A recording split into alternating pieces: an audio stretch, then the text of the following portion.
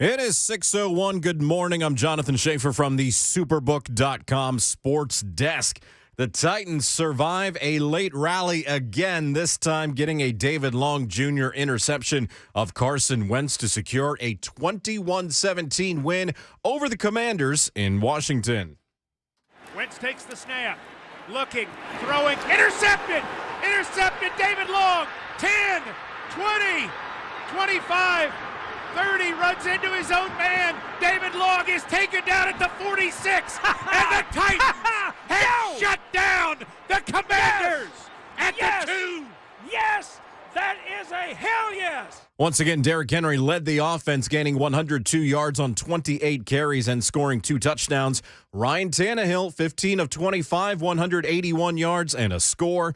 The Titans head into the bye week with a 3-2 record, having won 3 in a row and owning first place in the AFC South. Sunday Night Football, Ravens 19, Bengals 17. Justin Tucker kicked the game-winning field goal as time expired. In the latest AP poll, Tennessee moves up to 6th. Alabama falls to number 3. The Tide visit Rocky Top this Saturday with a 2:30 kickoff. And Nashville SC won the final game of the regular season, defeating LAFC 1-0 in California. They secured the 5 seed in the MLS Cup playoffs. Hani Mukhtar won the league's Golden Boot Award for being the top goal scorer. For all your foundation repair and waterproofing needs, visit USSTN.com. Breaking news at once. On your home for the Titans and Vols, this is 104.5 The Zone.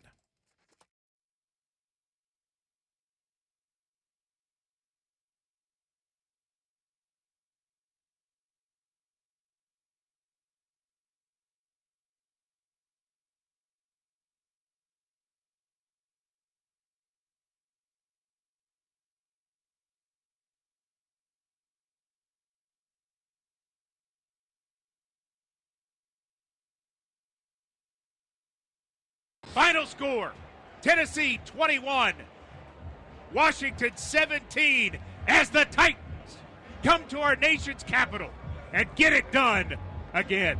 The show goes on and the win streak goes on for the Tennessee Titans, 21-17 over the Washington Commanders.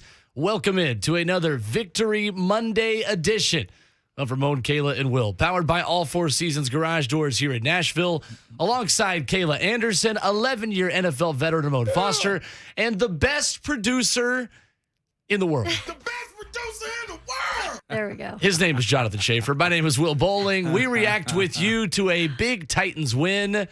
Survival, the name of the day once again. Good morning. Good morning. Good morning. I feel like we got to throw like a number out there for Kayla's, legacy too, like 38-year running, like something like champion. Wait a second. Not like in real terms. Is he just putting numbers on me already? I am. I'm just throwing numbers out there. Let's slow your roll there. 45-year running. I can't do that one. No, not in your age. I'm not going that way. Do you want something in your coffee that's not going to help you in the morning? A roofie colada? Are you trying to take this show in a different direction at 6:04 a.m.? You saw the smack talk between those two last night. It got That's dicey. right. It did get dicey. That's right. Air 5, though. It's still home. Yeah, it's a tough day for Ramon Foster's Jacksonville Jaguars, taking an L. Yeah. You're not over going the to weekend. acknowledge Kayla's? No. Okay, well, mine wasn't even remotely. Mine was competitive. Okay, we'll get into And it. mine wasn't against the Houston Texans. At least one of our for-real teams got a win over the weekend. Who was your for real team? The Baltimore Ravens. Oh, is that a shot at Kayla? Right No, it's there? just in general. Okay, I was trying to deflect it. That's You all know I was me. trying I to do. don't really take shots. I just, humbly offer information. Humbly or offer. not so humbly offer Now information. he's humble. Listen at him. Humble brag. Yeah, humble That's right. brag. That's all he does, man. But Titans get a win, a 4-point win over the Washington Commanders. They were outgained in this game, 385 to 241. They're outgained again. They find a way. David Long picks up the interception on the goal line, despite Carson Wentz going over 300 yards and giving this team the first time in franchise history a 3-week span where they give up 300-plus passing yards in 3 straight weeks. Really? Survival. Golly, winning the short field, man. And by the way, Stonehouse again. flipping the field the way Weapon. he does, man. Like, I know punters and kickers and all those specialists don't mean much to you, but you look at the hitting yardage that he's pushing teams back with, you got to appreciate what his valuation is on this team. And I know Brett Kern is everybody's beloved former player at this point. But you see why a change like this can be made. Yeah, absolutely. And here, Brett Punt, we all know what Brett Punt did as a Tennessee Titans, one of the best. But I think when you look at that overall move down the line, it's going to really look good for the Titans because Stonehouse, like you said, is just a powerhouse. And let me throw in this one too, because we were talking about just the Titans and how they win in all these different fashions and how it's not maybe how people would like them to win. But 4 more players made their start in the 2022 season yesterday, meaning Tennessee has now used 64 players through 5 weeks. Stop. Goodness sakes. Stop. Yeah. We're there. We're there. It's on pace to be exactly where they were last year. We're there again. Mm-hmm. Now, the difference is I take it. The only difference is they're not going to be able to take an unlimited amount of players off of IR this time. Exactly. You can bring 8 guys off of IR. So the roster churn has been the same through the first 5 weeks as it's going to be, or as it was all of last season. That won't be the case as the season continues. They bring their first player off of IR and Monty Rice. They can do that 7 more times over the course of this season. But Joshua Kalu also becomes the 20th Titan to make a start this season. That's crazy. That is nuts. That's crazy. On defense. 20 different players on defense. On defense? Well, yeah, just 22 guys I thought start. it was like 22. That ain't that bad. Okay. 22 guys start on every one game. side of the ball.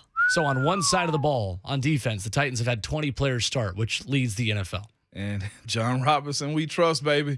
Let's go with it. And Mike Vrabel's coaching up. We trust, baby, right? It's nuts. And I will say that if you look at any other team, I know the Ravens went through a lot of injuries last year too, but look at what Vrabel has done with just guys that he's brought off the streets or just guys that have not had a chance yet that they bring up from the practice squad. I think that really goes to show how much a head coach can really be an influence too when you're having to deal with that no type doubt of about it. You start taking on that identity is what you're saying. You've been around Coach Vrabel. You understand how he played as long as he did. What was it? Right. Broken leg that he was almost everything. Like, never want to miss a snap. Like he goes after types that are like this. That's one thing we've always kind of said about Vrabel. And you see that kind of drop down to his team and how they react to him and the way they sell out, whether it's a lot of fun or no fun. And that's what I was just going to say. Look, winning or just being a part of a winning culture doesn't always mean that you can have fun all the time. A lot of it is just putting your head down and going to work. And especially when you go through times like this where you have no other choice. Like, it's all about business when you're trying to get people to step up and do their jobs that maybe haven't been there before. So it is what it is. And if you're a part of the Titans team, that's the culture you have to embrace or you're going to be out. Yep, 100%. 615-737-1045. We welcome your phone calls this morning as we react to this win for the Titans over the Commanders. Lots to discuss on the good and the bad out of this game. And we take your reaction over the course of the show today at 615-737-1045. We've got Dr. Kevin Dyson coming up at 7:20 this morning as we talk with him about his takeaways from this Titans win. Plus, one thing I think was really interesting he had to say about a possible position change for Caleb Farley. And I don't mean on offense. I mean a position change on the defensive side of the football. We'll get into that with him and have that conversation Write this down real quick, as the show continues today. And Nick Westbrook-Ikhine coming up at 9 a.m. this morning. We will talk with him after he catches the biggest pass play of the season for the Tennessee Titans in terms of yardage, but also you could argue in significance in the 61-yard catch he had from Ryan Tannehill in this game. It's the biggest play of the year the Titans have had on offense. We don't see big plays from the Titans often. So when something like that happens, I think, at least me, when I was watching yesterday, I kind of just stopped for a second and said, did I just see that happen? Was that just a big play by the Tennessee Titans? And I think I heard Nick Westbrook-Ikhine say yesterday that he felt like, while he's never played baseball, he was like, that's what a center fielder has to feel like.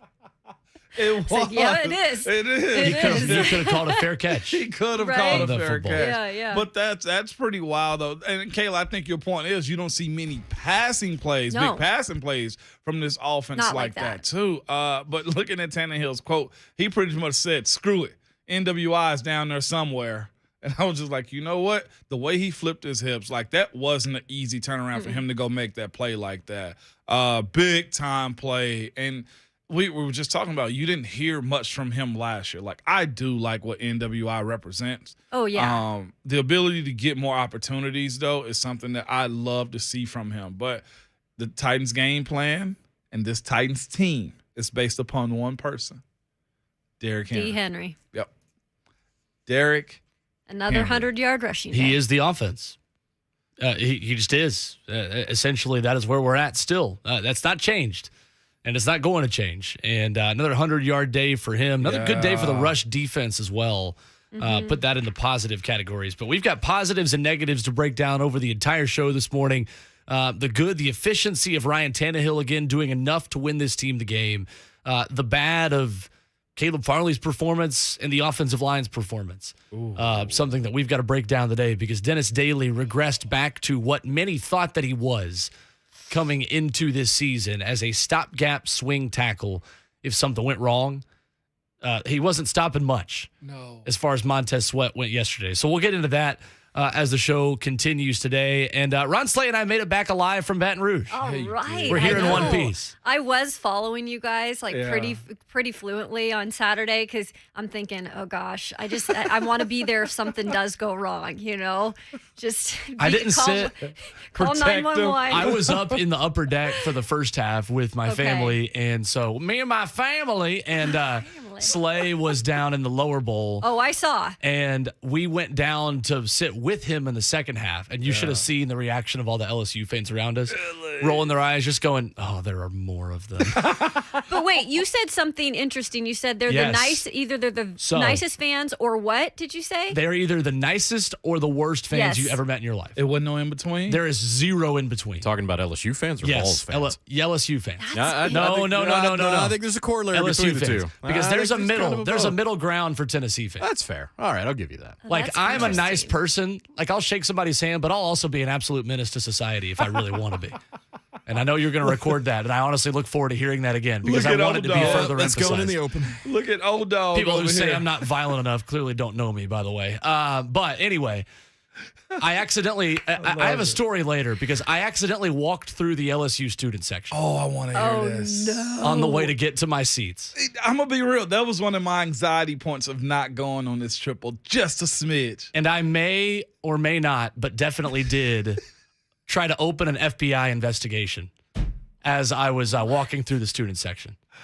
Oh, The Will Wade stuff.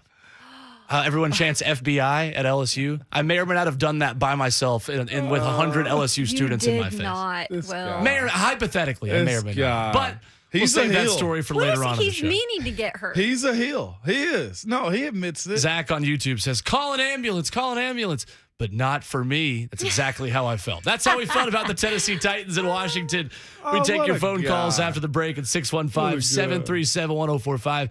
Benjamin, Mike, and Eric will lead us off after the break. Plus, one stat that defines the biggest weakness for the Titans defense, and it is not a good one when it comes to what Carson Wentz was able to do down the field in the passing game yesterday. We'll do that coming up next as well. It's Ramon, Kayla, and Will, powered by All Four Seasons Garage Doors on 104.5 The Zone.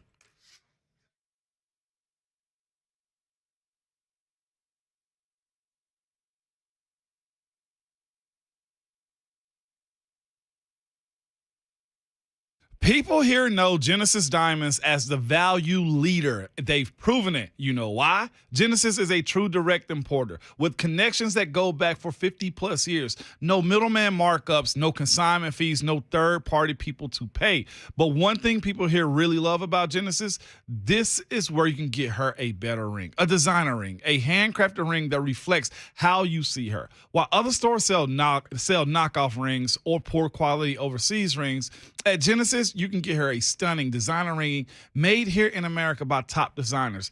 These are the rings that are made to last. Bottom line, she will proudly show off a Genesis ring because it won't be a mass-produced ring ring, it will be something unique, something amazing. And don't worry about the price either. Genesis will make sure you can get a designer ring that fits your budget with the diamond she would love. That's what Genesis specializes in, combining the best diamond value with the best quality ring to give you the total package with a free lifetime warranty as well. Genesis Diamonds, where luxury and value come together every day. Check them out in Green Hills and Cool Springs. And don't forget about the all-new collection of amazing luxury pre-owned Rolexes also.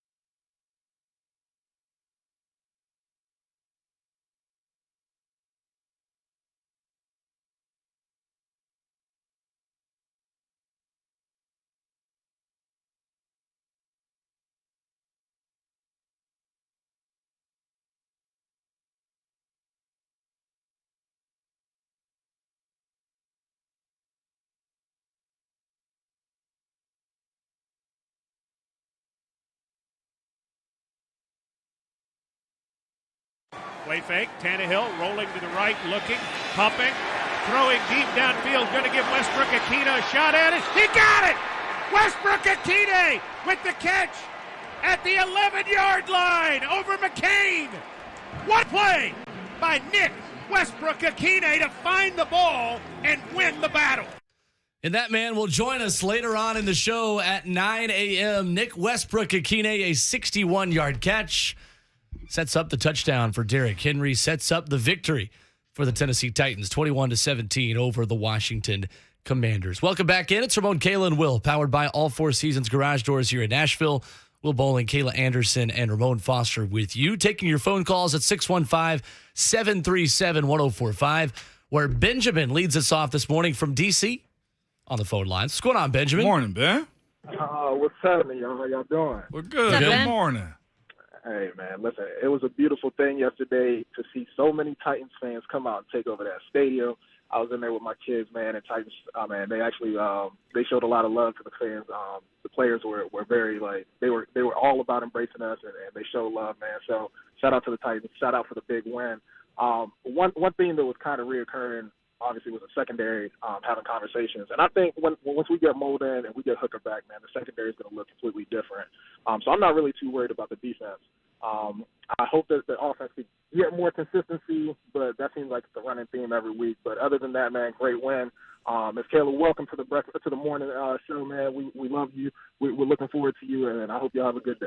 Thank you so much. Thank you, Benjamin. Absolutely. A lot of Made my road Titans. As many road Titans as there were road Vols this weekend, which is quite a compliment. He mentions the downfield passing game. To me, this is the biggest negative that comes out of this game because Carson Wentz on passes 20-plus yards downfield, guys. 4 for 5, 171 yards, and 2 touchdowns. Ooh. De'Ami Brown came into this game with 0 career touchdown catches. He leaves it with 2. And Caleb Farley gets burned again on a couple of easy routes where he's not getting a hand on wide receivers. Yeah, man. I saw it, and that's the first thing I was asking myself, like, who was it? Please don't be him. Oh, it's him. Caleb. Then the worst part of it all, and this is the thing, though. This is a performance-based gig, right, that he has. Like, your job, you're a public figure. You're compensated for the critiques that we give you, for what the fans expect, what your coaches and teammates expect also. When I saw him get pulled in the second half, I said to myself, like, I don't know what to make of this kid anymore right now. You say it's got to be trial through fire. You say he has to learn on the job. He had a good camp, we thought, but he's a detriment. Like, right now, he's a liability putting him out there. That's just there's no other way around it. Like, there's no – go ahead, Kayla. Well, I just, like, you hear me, like, take a deep breath there. Yeah, I know. Here's the thing. So – and that's a difficult spot to be in right now because this is your first overall pick. What was it? 2 years ago? 2 years ago, yeah. And this was a guy you knew you were kind of rolling the dice on because of the back injuries, because some of the injuries, also because he hadn't played a lot. But then you look back, he's a converted cornerback. So it's not even something that he's played for a long time. And then you're hearing them say, well, he just needs to get out there and get the reps. But the problem is, now that he's out there getting the reps, it's coming at the price of, you know, giving up big plays and touchdowns. Yeah. So it's really a hard place for him right now to be in terms of knowing what to do with him, I think. And this isn't a work through it type of season to be having these type of issues, considering, right. You know, like Will said, there are issues at other positions in the secondary. This defense trying to get back healthy. You got Bud out. You have Danico in and out of the lineup. You have Zach Cunningham, for whatever that means, in and out of the lineup too. Like, you're waiting to get guys back, and you can't have your secondary guys or your young guys like a Caleb Farley in the secondary unit giving up these type. You're not afforded it. Can I also bring up a point that I feel is pretty interesting? Because I know Christian Fulton, the last 2 weeks before this week, did a really good job of shutting down their wide receiver number ones. But here's the thing. They have actually given up yards to guys that we don't even really know a lot about. We haven't seen a lot about. Right. With the Raiders, Mac Hollins, Mo Alley Cox. We know Mo Alley Cox, but he's not their top guy. Right. And then yesterday with Brown, it's just interesting, too, the guys that they're giving up those big yards to. Yeah, and that can be strategic, too, by not getting beat by the number one guy. Because if he's eating, then it opens up for everybody else. Like, you remember Stephon Diggs. Oh, yeah. When he went off, everybody else decided they were going to eat, too. So that is a part of it. To have, what was his name yesterday? De'Ami Brown. De'Ami Brown. But that was just, what do you even call his day yesterday? 2 catches, 105 yards, 2 touchdowns. 2 big plays. It's a solid average. That's what that is. I guess so. Real good average. 615-737-1045 is the number. Mike in Clarksville is up next this morning. Good morning, Mike. Morning, Mike. Good morning, everybody, man. We won. Yep. And it's the same old thing. You go through every season when the Titans is playing. I promise you do. And it was great to see the win, but we still got some major things to fix. And my biggest issue is draft picks. Like, it's starting to show, and it's starting to catch up with us. And, Caleb Farley's a good guy. But when we drafted him, I said, this dude has a broken back? I was like, what are we doing? It's like a broken back. Yeah. So it's like somebody, and he hasn't played in almost 3 years. So it's like now I get it, and J-Rod we trust, but now you've got to start drafting players that we need. Like this year coming up, I'm like, okay, so are we going to go lineman, or are we going to go out and actually get one of the best wide receivers in the draft? Because right now we need major help, and we don't know what the issue is going to be with LaJuan when he comes back. So my question is, if we're drafting, right, are you guys going after a lineman, or are we going to go in and get somebody who's going to open up the defense? Because Derrick Henry's got, 2 years left? Maybe that. Maybe. I think he's got 2 years, but it's like, okay, we got to start moving on for Derrick. So my question to you guys is, are we going to go lineman, or are you going to really start building for the future and bring in that second top-tier guy? Because every team has 2 receivers now. Thank you, Mike. Appreciate it, Mike. That was a good call. That was a really good call. Honestly, for me, I tend to steer away from having the draft conversation when you're leading the division 5 weeks into the year, to be honest. That being said, yes, you're going to have the same priorities. It's going to be offensive line, wide receiver, and probably corner again. But there's so much that has to be figured out between now and that point. You don't know who's healthy. You don't know who's re-signing. You don't know who's available in free agency.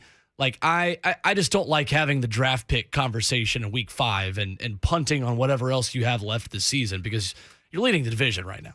Yeah, and I don't think he was necessarily punting on the rest of the season. Definitely not. However, I do get where the fans are coming from because of just some of the first-round picks that haven't panned out, and 2 of them being offensive, well, not first-round pick, but in Isaiah Wilson and then Dylan Radins being a second-round pick, which we still, I don't think, have seen the fruits of the labor there yet. He didn't have a good one either yesterday. Right. And so I think that's what fans are frustrated about, because it's like now that you've kind of put yourself behind in that position on the O-line, do you do it again next year and hope that it works out? I think it's huge, though, that Nicholas Petit-Frere, they seem to have hit on him so far. He's looked pretty good. It is. And you're right. Well, I'm leaning with Kayla on this one a little bit. I think when you see the way this team kind of wins a little bit, you see that it's so Derrick Henry heavy, which is a good thing, okay?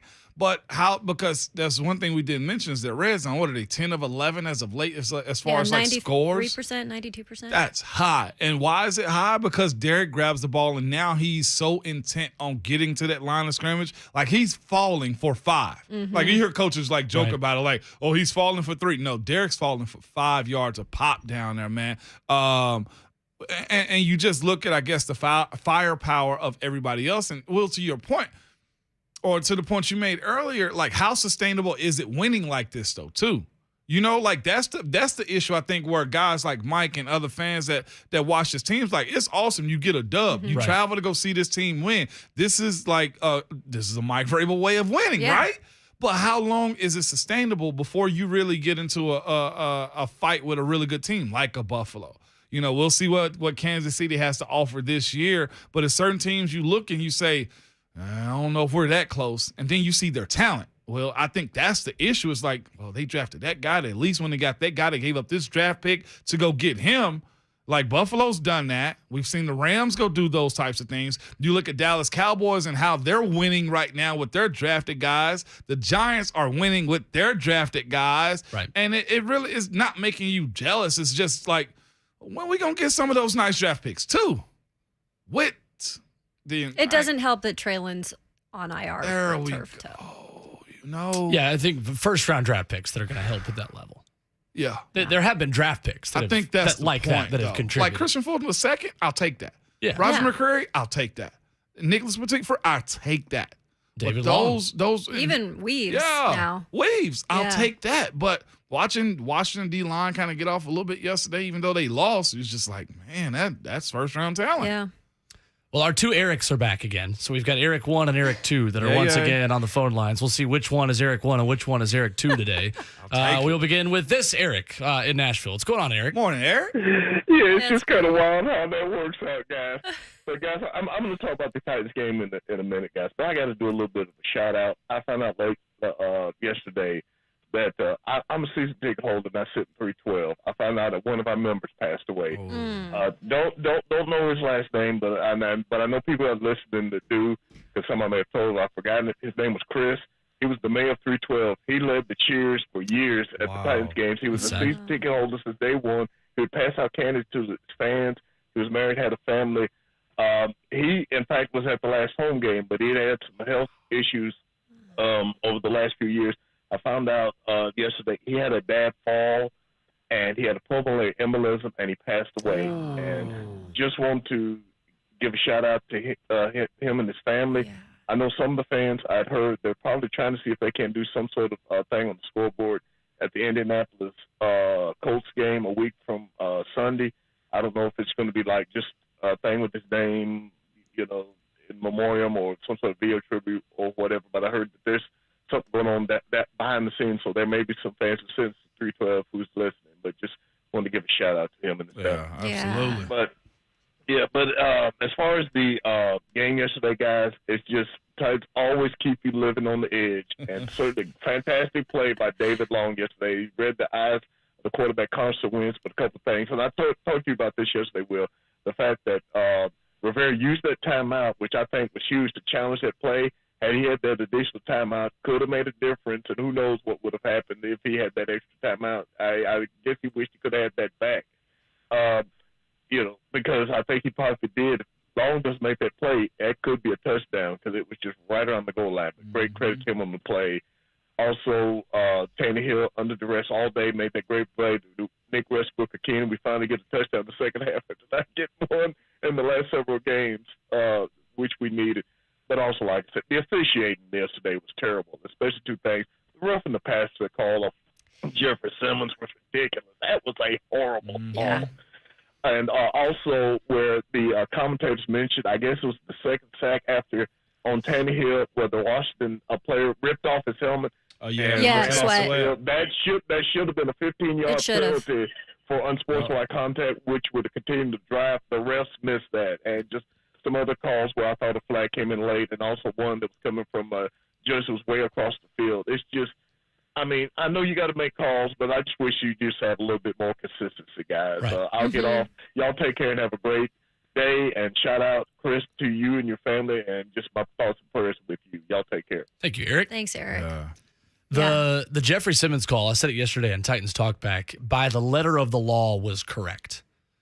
The letter of the law is just stupid. In my opinion, and the hits to the head, and Tom Brady, it wasn't even the worst roughing the passer call yesterday. Yeah, and I said that exactly yesterday He's too. trying to Is get up. when you come down like that with your hand and you club someone at the quarterback position, they're going to call it. Yeah, well now especially. Right. Yeah.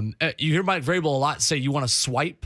Yeah. You want to swipe at the leg if you're down low and trying to make a play on a guy that. You're getting around a lineman and doing that, and they classify those things differently. And Titans understand the rules as well as any team in the NFL, and that's well documented. But that, unfortunately, was the right call. Mike Keefe said it yesterday on the pregame show, Titans Radio. He said that crew is one of the most penalized groups that you're going to see throughout the year. Yeah. They had some weird flags they have thrown. They have delay of games they've always thrown. Like they as far as running the clock, they will call a delay of game as quick as anybody else. And they held true. They pulled a whole lot of flags yesterday. I feel like more crews than not are flag happy nowadays. 100%. Because Mike was saying that a couple games ago too, the crew that they had. I think it was at home. I'm like, man, how many of these crews? So he made a good point just by living on the edge, right? Mm-hmm. How Mike Vrabel's teams win these types of games. And this courtesy comes from John Glennon, our friend. I know he's been on your show plenty of times, absolutely. JG. So winning the close games has become far more expected than not under Mike Vrabel, as the Titans are now 23-11. When the final margin is 7 points or fewer since he was hired in 2018. Wow. Living on the edge. That needs to be their song. Living on the edge. It needs to be something with Vrabel sitting on the edge of a cliff, right? Just looking by himself. We had a caller last night that just said to us as point blank as he could, said, I keep trying to quit drinking. The Titans don't want me to quit drinking. Like, well, okay. Sorry, Granddad. That's unfortunate, bud. Sorry. It's unfortunate. 615-737-1045. Eric, Adam, and Ryan will lead us off after the break as we take more of your phone calls and take a look back at the stats from this one. The biggest positive for the Titans defensively, reversing a worrying trend that was the biggest issue not too long ago, including a couple of weeks ago against the Las Vegas Raiders. We'll dive into that. Take more of your phone calls as well. It's Ramon, Kayla, and Will, powered by All Four Seasons Garage Doors on 104.5 The Zone.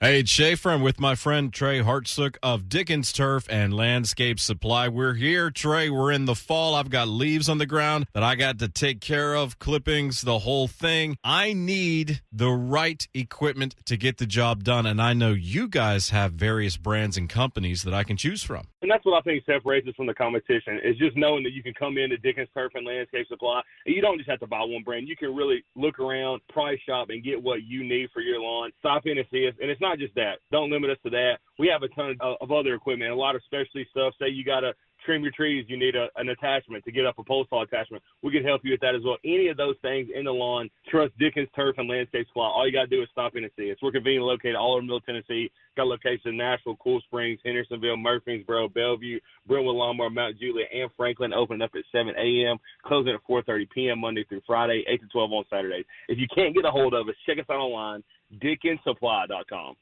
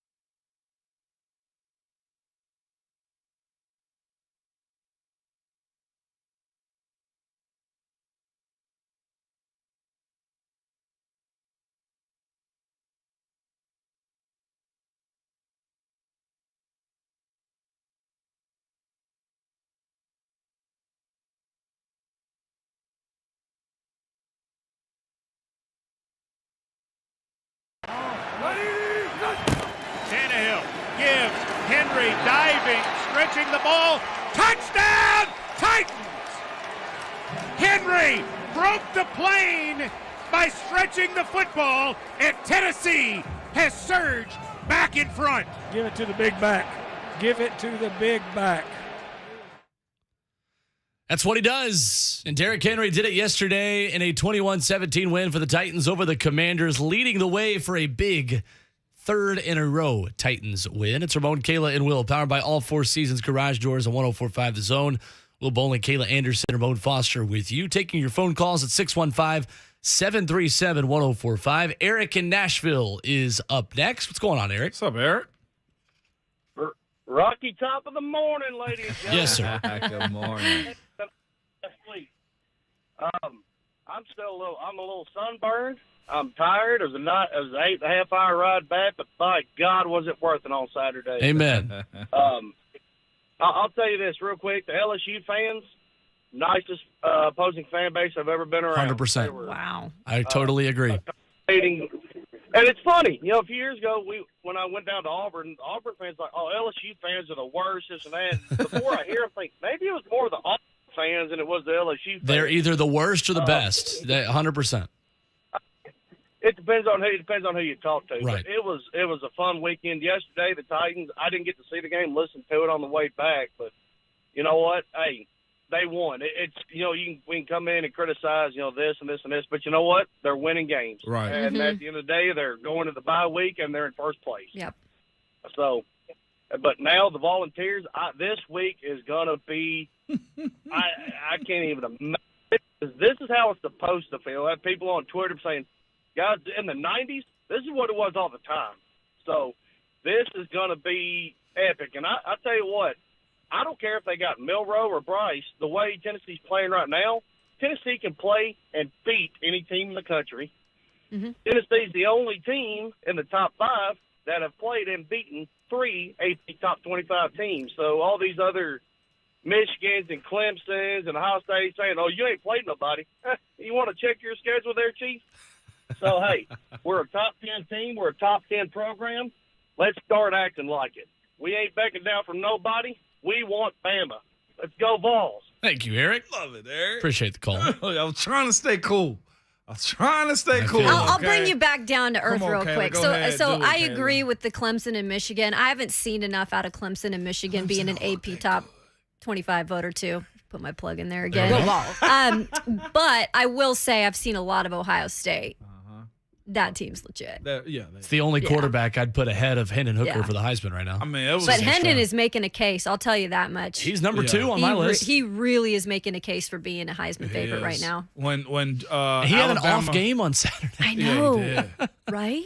When Alabama jumped Georgia for number 1, there was a lot of people saying, well, this should be Ohio State's anyway. I was this close to voting him top. Really? Yeah. Yeah. Ohio State is legit. You got to give it to them. I will say this, too. That matchup between Michigan and Ohio State this year, that running back from Michigan, he didn't get injured this weekend, did he? I felt like I saw one of the running backs went off the field. I don't think he but did. he is nice. Do you understand me? This is where Hassan Haskins came I from. know. The guy behind him right now, if there is not a favorite for Heisman, it's got to be him at this point. Like He's good. He's legit. Like I know Hendon's doing this thing too, but this running back in Michigan is nice. But nowadays it's just a quarterback award. So don't get me started on that. That's right. Yeah, you're right. I'm just Kayla. saying. Just like A.J. Brown not winning Rookie of the Year a few years ago. 615-737-1045, the number. No, I'm not bitter. Speaking of age. Adam in North Carolina is up next on the phone lines. What's going on, Adam? What's up, Adam? Morning, everyone. Morning. I'm just so proud of the Titans. I was up at FedEx Field yesterday. Titans fans showed up. The team showed up. The stadium was a dump. Like they had like these like secondhand like pads on the club level seats. Yeah. Half of them were like ripped up. Ew. And I turned to a fan. He was like, FedEx Field, man. Welcome to FedEx Field. And they just like, they don't believe. And like, I'm so glad to be a Titans fan. We got a coach. We got an identity. Yeah, we got problems, but reps in the game are not the time. Like, we got to do that in the off season. practice, like reps in the game when we're leading the division, that ain't it, man. Mm-hmm. That ain't it. Mm-hmm. And I was going to talk about Caleb Farley. Everybody knows, but I just can't. Rocky Top, let's go. Avoid the rush. Hate BAMA early. Let's go. Thank you, Adam. That was a very calm conversation, and at the end, he just brought it. That is, Kayla. That's how the two guys sitting in this room with you are going to be all week too. Just be ready. I'm gonna have to keep you a little bit mellow in here. Please You do. know, I'm gonna have to be the mediator. a Thank little. God Kayla's here to help me with that. Oh, Listen. I think you'll. I say that somewhat sarcastically because I am not as optimistic as many others. But we'll get to that later on in the week. Don't you start this, Will. He said this about LSU, and I put him in his place last It's week. not- yes, you yeah. did. Optimistic that's what was as funny not. on Friday because I was way bigger on the Vols against LSU than Will It's was. not about That's what I'm optimism, saying. Is Will. that I can take off the orange tinted glasses and have the conversation. No, Oh. and I will admit though, he at least last week he was a little bit nervous, and I said, I "Well, had to see don't it, be nervous." and now I saw it. yeah. Oh, I had to see it. That was a statement game. man. That We'll get battered into Vols it. syndrome is We can't real. live We'll like get into this, it. William. I'm not gonna ruin Did you the see excitement. this weekend? We can have nice things. Right, do you want me Yeah. to? Which side do you want me to take, Schaefer? Well, You just I- tell me. You're I don't care what leaning you on do. the pessimist side right now. Like you're leaning on the you're Eeyore right No, now. I'm just saying we're You're gonna being break real down Eeyore. the game. I'm not gonna do Well, the just know whatever side you take, we're going to clown you regardless. It doesn't matter. exactly. So Thank you. just At least lean you into said the it. side that we know you like. No win situation. Anyway. More of your phone calls after this, 615-737-1045. Caples will lead us off when we come back. More analysis on the Titans win over the Commanders and Kevin Dyson coming up at 7:20. It's Ramon, Kayla, and Will, powered by All Four Seasons on 104.5 The Zone.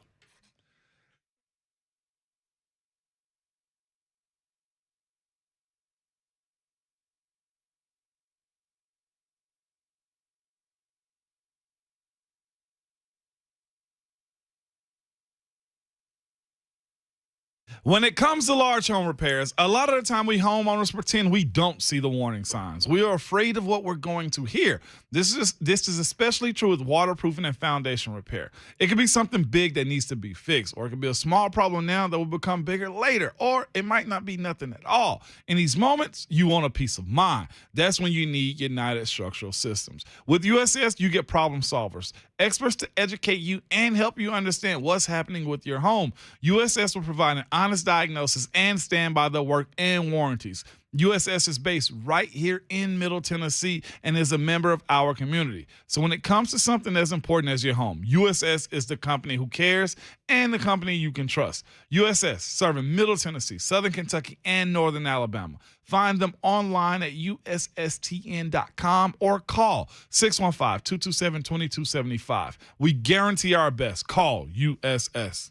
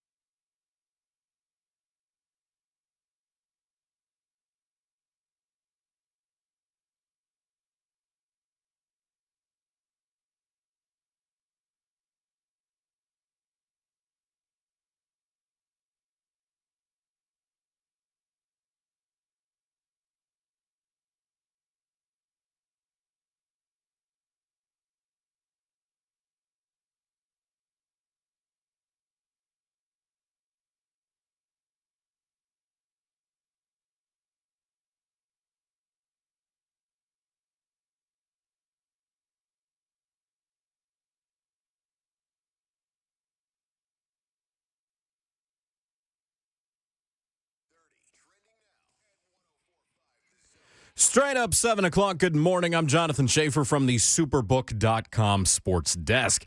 The Titans survive a late rally again, this time getting a David Long Jr. interception of Carson Wentz to secure a 21-17 win over the Commanders in Washington, D.C.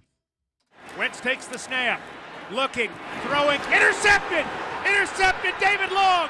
10, 20, 25, 30, runs into his own man. David Long is taken down at the 46, and the Titans have shut down the Commanders at the 2. Yes, that is a hell yes. Once again, Derrick Henry led the offense, gaining 102 yards on 28 carries, scoring 2 touchdowns. Ryan Tannehill went 15 of 25, 181 yards and a touchdown, and the Titans head into the bye week with a 3-2 record, having won 3 in a row and owning first place in the AFC South. Latest AP poll, which Kayla Anderson is a voter on, Tennessee moves to 6th. Alabama falls to 3. The Tide visit Rocky Top this Saturday, 2:30 kickoff for that. And Nashville SC won the final game of the regular season, defeating LAFC 1-0 in California, getting the 5 seed in the MLS Cup playoffs, and Hani Mukhtar won the league's Golden Boot Award for being the top goal scorer. For all your foundation repair and waterproofing needs, visit USSTN.com. Breaking news at once on your home for the Titans and the Vols. This is 104.5 The Zone.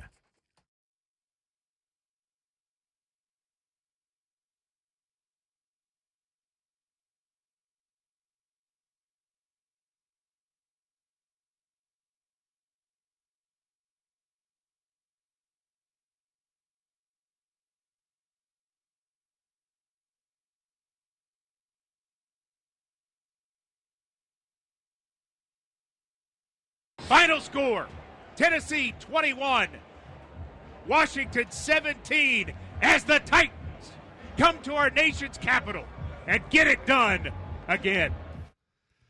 Got it done again and got another one-score win, this time over the Washington Commanders. 21-17. The Titans go into the bye week winners of 3 in a row. Alongside 11-year NFL veteran Ramon Foster, Kayla Anderson, Jonathan Schaefer, our producer. The best producer in the world! It's true. My name is Will Bowling. 615-737-1045 is how you join us. And we talk with Dr. Kevin Dyson coming up in just about 15 minutes here on the show. Nick Westbrook-Ikhine joins us at 9 o'clock this morning, too. Mr. Caples leads us off on the phone lines in hour number 2. What's going on, Caples? Okay. How y'all doing on this victorious Monday, man? This Caples Monday. Shout out to my wife. Happy anniversary, baby. Get listening. Happy anniversary, man. That's awesome. On Thanks, 10. y'all. Auntie Kayla, we appreciate you, girl. You make the Zone TV chat a little brighter every time we see you. Thank All you very much. right. Thanks, man. There we go. I started to call in and complain about J-Rob, with all this J-Rob we trust. I'm sitting on top of my J-Rob got to do better hill this morning, sipping lemonade. But my main thing is Farley, man. And Ramon, I guess you guys can chime in on this, but he's not getting beat on crosses, comebacks, intricate routes. He's getting beat on go routes. Mm-hmm. And this guy's supposed to be the fastest dude on our team. How you getting beat on go routes? That just let me know that this guy's technique is horrible. And I'm just saying my whole belief in this dude is at 0.0 right now. And he don't need to see the field at all. He's hurting us. And last thing, Ramon, get hype, man. Be hype today. Don't hold it in, bro. You're the right. Vols back where they supposed to be at, bro. Right, Caper. Don't keep You and Will don't need to hold nothing in. It's Bama week. Beat Bama. Y'all let that emotion flow, bro. Exactly. Vols back where they need to be, man. Back on top, back in the top 25. Nealon gonna be rocking on Saturday. Get hype, Ramon. It's There supposed we to be go. like that. Go Vols. Exactly, man. Thank you, Caples. You're right. Go Vols. Go Vols. See? There we go. That wasn't me. Even Babs is saying go Vols. Even Babs says go Vols, man. Are the issues correctable for Caleb Farley? No, not right now. Okay. Not right now. No, let me even down. I don't even want to pander and be like, man, well, no, not right now. He's been given opportunity after opportunity. He's been put in spots where he can start. Guys, I'll say this: lower round guys, they don't get these types of opportunities.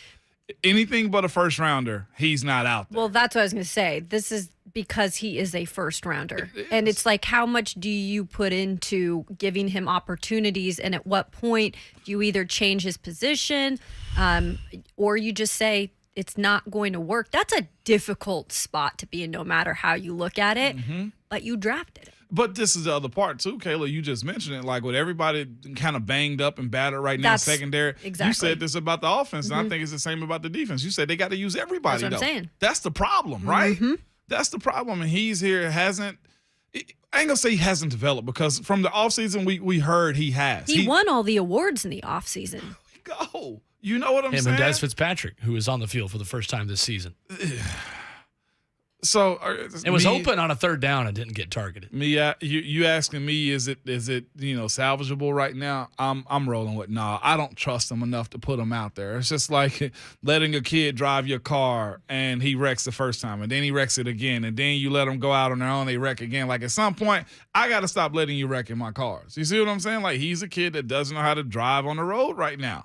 Like, there's zero confidence. He's shot. So I think he's closer to being inactive against Indianapolis than he is active. Yeah. Because Ugo Amadi did not have an injury designation and was inactive going into this game, which shocked me. I thought he was going to play. We were talking about that too. And I think you would take Ugo Amadi before you take Caleb Farley on the active roster for Indianapolis. Without even knowing a whole lot about him, Will. 100%. You want to make your point about pandemic drafting? Yeah, it's a conversation I want to save for later. Okay, we'll save it for later. But the point we were making in the break and the idea I have is that I think John Robinson and Mike Vrabel are so in tune and are so keyed in on personality and culture and getting Titans personality guys. And I think in 2020 and 2021, they did not do a good enough job recognizing who those guys were in pandemic drafts. And over Zoom calls and without shaking a guy's hand and looking them in the eye as much in person at those events and in those conversations. I mean, this is an organization that has one guy in analytics. I mean, it's well documented that this team, to its credit, but often to its detriment, wants to run the football, play old-fashioned defense-first football, and win like that. I think they also want to look a guy in the eye and know by the grip of their handshake whether or not their personality fits in their locker room. And that became more difficult for them to do in 2020 and 2021. And the evidence I have to say that is the 2019 draft was John Robinson's best as the Titans general manager. Oh. And so far, the 2020 true draft looks to be pretty good too. With the guys that are having immediate impacts, and Roger McCreary and Nicholas Petit-Frere and Traylon Burks. And what has Mike Keith told us about all those guys? I met them at the Senior Bowl, and I knew they were a Titan. Yep. Immediately. In person. Right. So I think it's a conversation we can have later on in the week in whether or not the pandemic gives you more grace for John Robinson in the front office. And I don't think the fan base is going to be forgiving, nor should they be forgiving, because when you're leading the division and when you have a win now mindset, I don't care if you got to do it over a collect call or over a pigeon, snail mail. Like, figure it out. Okay? 615-737-1045 if you want to jump in. Dave in Old Hickory up next on the phone lines. Good morning, Dave. Good morning, Dave. Morning, Zones crew. How are you this morning? Hey, I want to piggyback off something you guys just spoke about with our defensive back there and him being the way he was drafted. Just to go back to something you said before, he's part of a winning franchise. So if we look at it that way, then we can go position by position and show guys who are getting beat at their positions. And going back to what you said earlier, Will, that's why people are starting to have that conversation, even though I understand what you're saying about not having it right now when they're leading the division 5 weeks in. But that's why they're having that conversation, because if we're just completely honest and objective, these guys are winning on pure luck at this point. Now, I know it's whether you want to be lucky or you want to be good. I would rather be good, because I've played with a lot of lucky teams that when we get to when it counts, that luck plays out. Luck doesn't get you only but so far. And I don't think this team right now as is can do anything postseason. I mean, I think they're first round out, but playing the way they do now. The wins are great. I understand where the fans are coming from with that. But this is professional sports, and people are paying big money, and I just like to see more. As an Alabama fan, I stopped hoping and being optimistically cautious after looking at the game Saturday. UT is legit. Both UTs played lights-out football to the point where I was just like, oh, my God. Then watching Alabama play and looking at how we struggled to the very end for the second, third time, I don't know what we're going to do next week. I mean, I am very, very – I would talk SHIT all week in the prior years, but today I'm saying nothing because I don't want that crow pie comes down Sunday morning. So this is maybe the most tense I've ever been, and some of my best friends who never pulled for UT, daughters ended up going there, and now these guys dress in orange and wear Osuna hats and have inflatables in the front yard of a dog wearing a T-shirt. So, I mean, this is crazy, but I'm scared. And I'm not going to say I'm scared, but it's just prayer. It's prayer from now on out. So, thank you, Dave. Good one, fellas. Thanks, Dave. Appreciate the call. Dave, you're a good, fair man, to let your kids go to a rival school. I'll say this. It's not luck when you're 23-11 under a head coach in one-score games. It's not luck. The Titans winning in one-score games is the identity of who they are. Now, whether or not they should be, that's a different conversation. You can critique the Titans on whether or not they should be so hell-bent on playing down to their competition and just grinding out games against teams that they have more talent than, specifically this weekend when it comes to the Washington Commanders. But it's not a lucky win when you're 12 games over 500 in one-score games under your head coach. No, and two things happened in this game that Titans fans wanted to see. The first thing is, yes, they did score points in the second half after not scoring points in 3 straight games. So they did break that little bit of a curse, if you want to call it that. And then they also, while it wasn't a pretty win and while it came down to one last play, they beat a team they should have beat. Yeah. And I know it wasn't, by 23 points or whatever Titans fans may have wanted to see it been won by, but it was a win. Mm-hmm. And like David Long Jr. said down, when he was down there and they were on that final drive defending, he said, look, I just knew if I had to make the play, I was going to make it. But if I didn't make the play, another guy was going to make it. Like, they have confidence in each other, and that you have to feel really good about as a Titans fan, that this team does truly believe in one another to get it done. And Will, to that point too, like you said, Kayla, this is what they do. I think that was another one that's close. Like, this is what we do, and he's right. Mm-hmm. But in those big game moments, though, Will, when it's good on good, how much of that, as Dave was saying a second, our caller, like that luck does run out. When those plays aren't there to be made. But when that drive started, I told my wife, I said, Keith, Carson Wentz about to throw this ball away. Lo and behold, it happens. The Titans and Vols both right now, I have more faith in them on 3rd and short than I do 3rd and long. Yeah. It's interesting. And I mentioned this before the break. Commanders are 1 for 11 on 3rd down in this game and 1 for 2 on 4th down. Yep. So the quick math there is they're 2 of 13 combined on 3rd down and 4th down. We're not far removed from that being a major issue for this team, and a major issue against the Las Vegas Raiders, who convert a 4th down and long and to Mac Hollins in order to keep that game going and have a chance to win it. You've got to take that as incremental improvement. And the people who are going to call us and respond to us and say, why are they playing so off on coverage? Why are they playing so cushion? Because Carson Wentz was 4 for 5 for 172 yards on balls throwing 20-plus yards downfield. Yeah. You can't have it both ways. He had a day. Unfortunately. Yeah, I think their first 3rd down came at the final drive? Yeah, final drive. Final drive, yeah. Believe so. Pretty good. When we come back, we continue the conversation with former Titan Kevin Dyson, his thoughts on the Titans' win in Washington and the position change that he would make for Caleb Farley. Interesting analysis from him that I've not heard anywhere else, and he'll explain coming up next. It's Ramon, Kayla, and Will, powered by All Four Seasons, with Kevin Dyson next on 104.5 The Zone.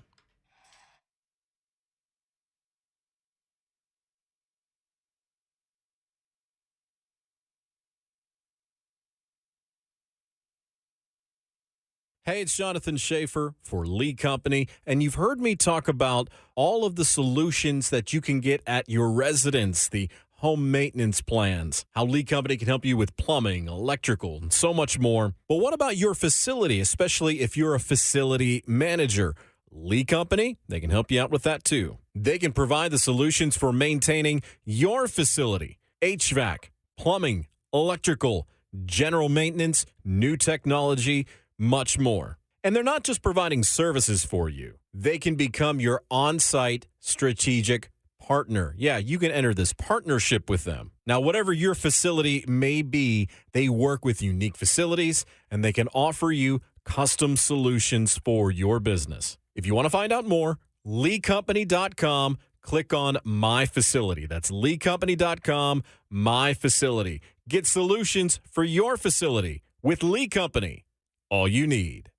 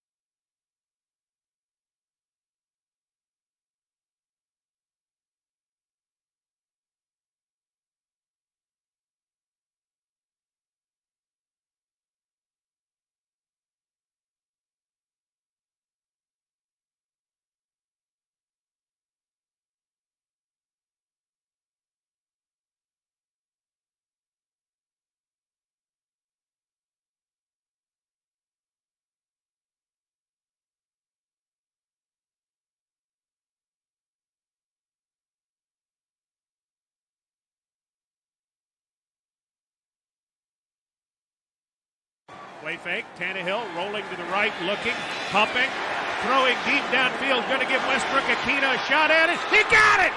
Westbrook-Ikhine with the catch at the 11-yard line over McCain. What a play by Nick Westbrook-Ikhine to find the ball and win the battle.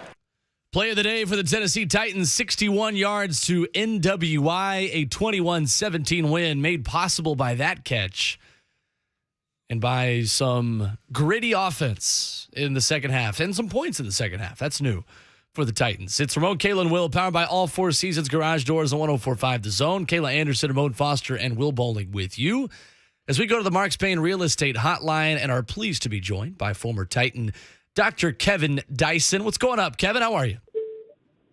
I'm doing well, man. How y'all doing?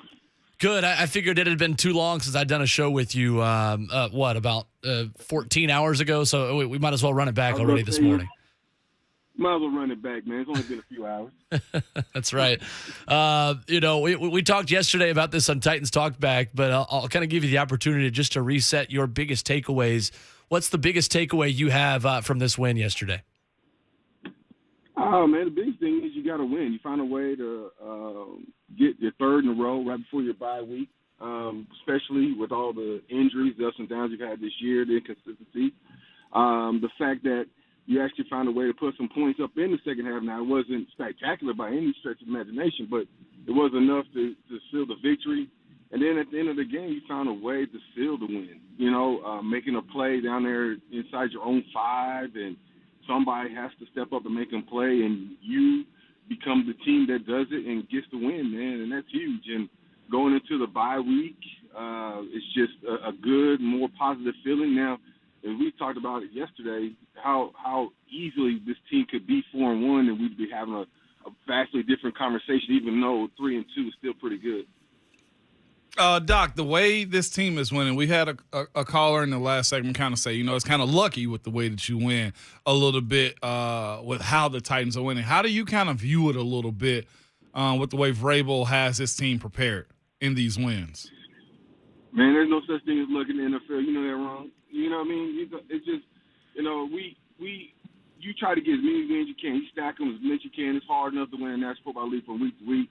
There's no such thing as lucky, man. Sometimes, as I was illustrating yesterday, I read off our victories when we went to Super Bowl in 99, 2000. And again, that's 20-something years ago.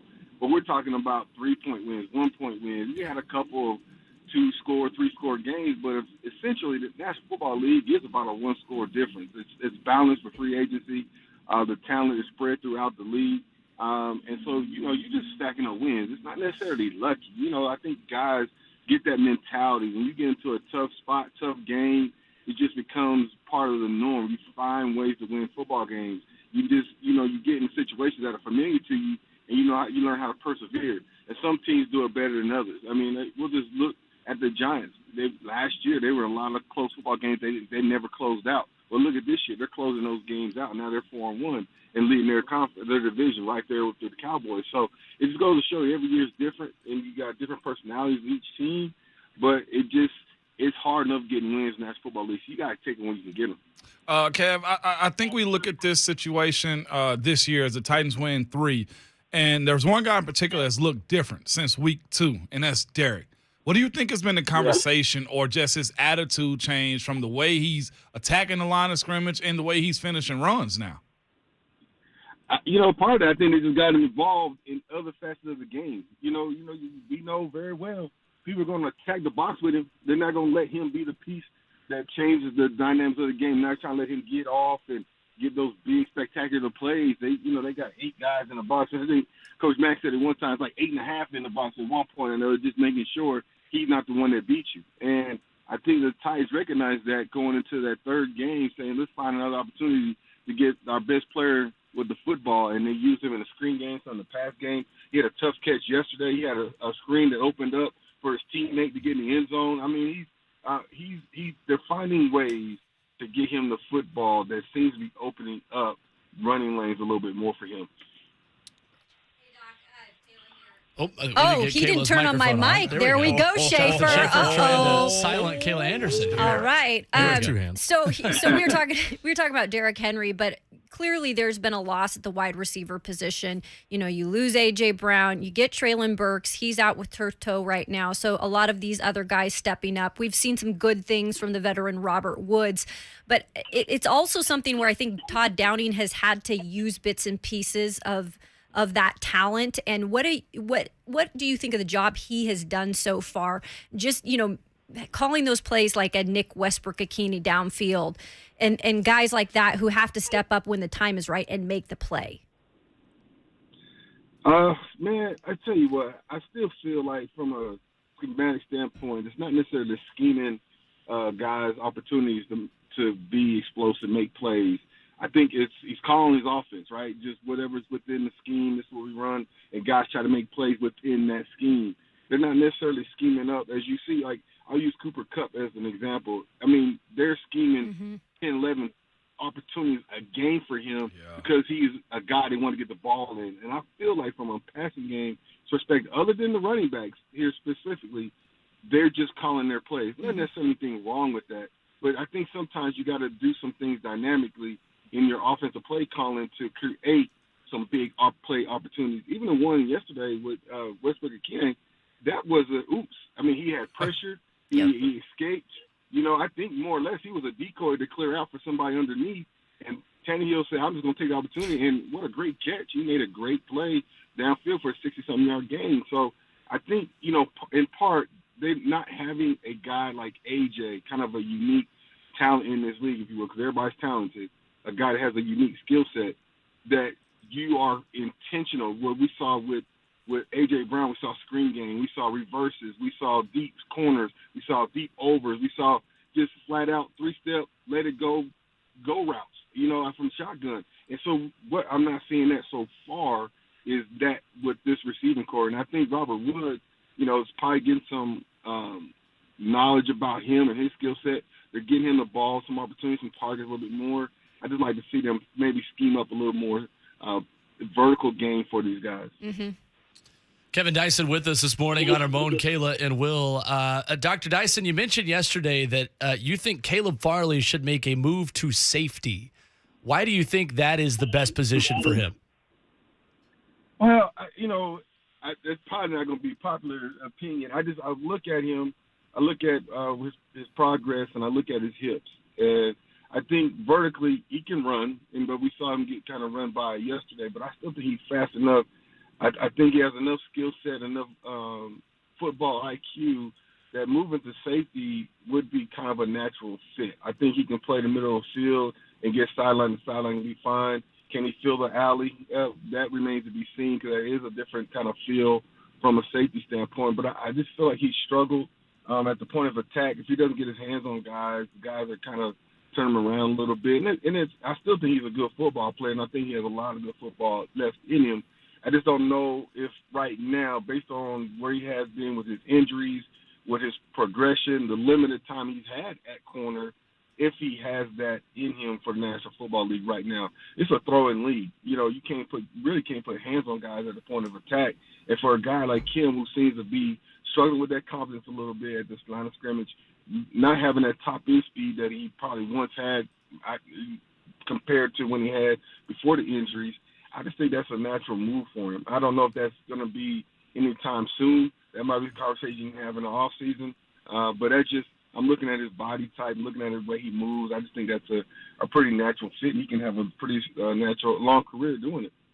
Now, Kev, this isn't going to be I just want to preface this by saying this. This won't be a Bash Caleb Farley segment, but I just have to ask you, if you are his coach and his defensive coordinator, are you willing to keep putting him out there with what you've seen in these last year and this year?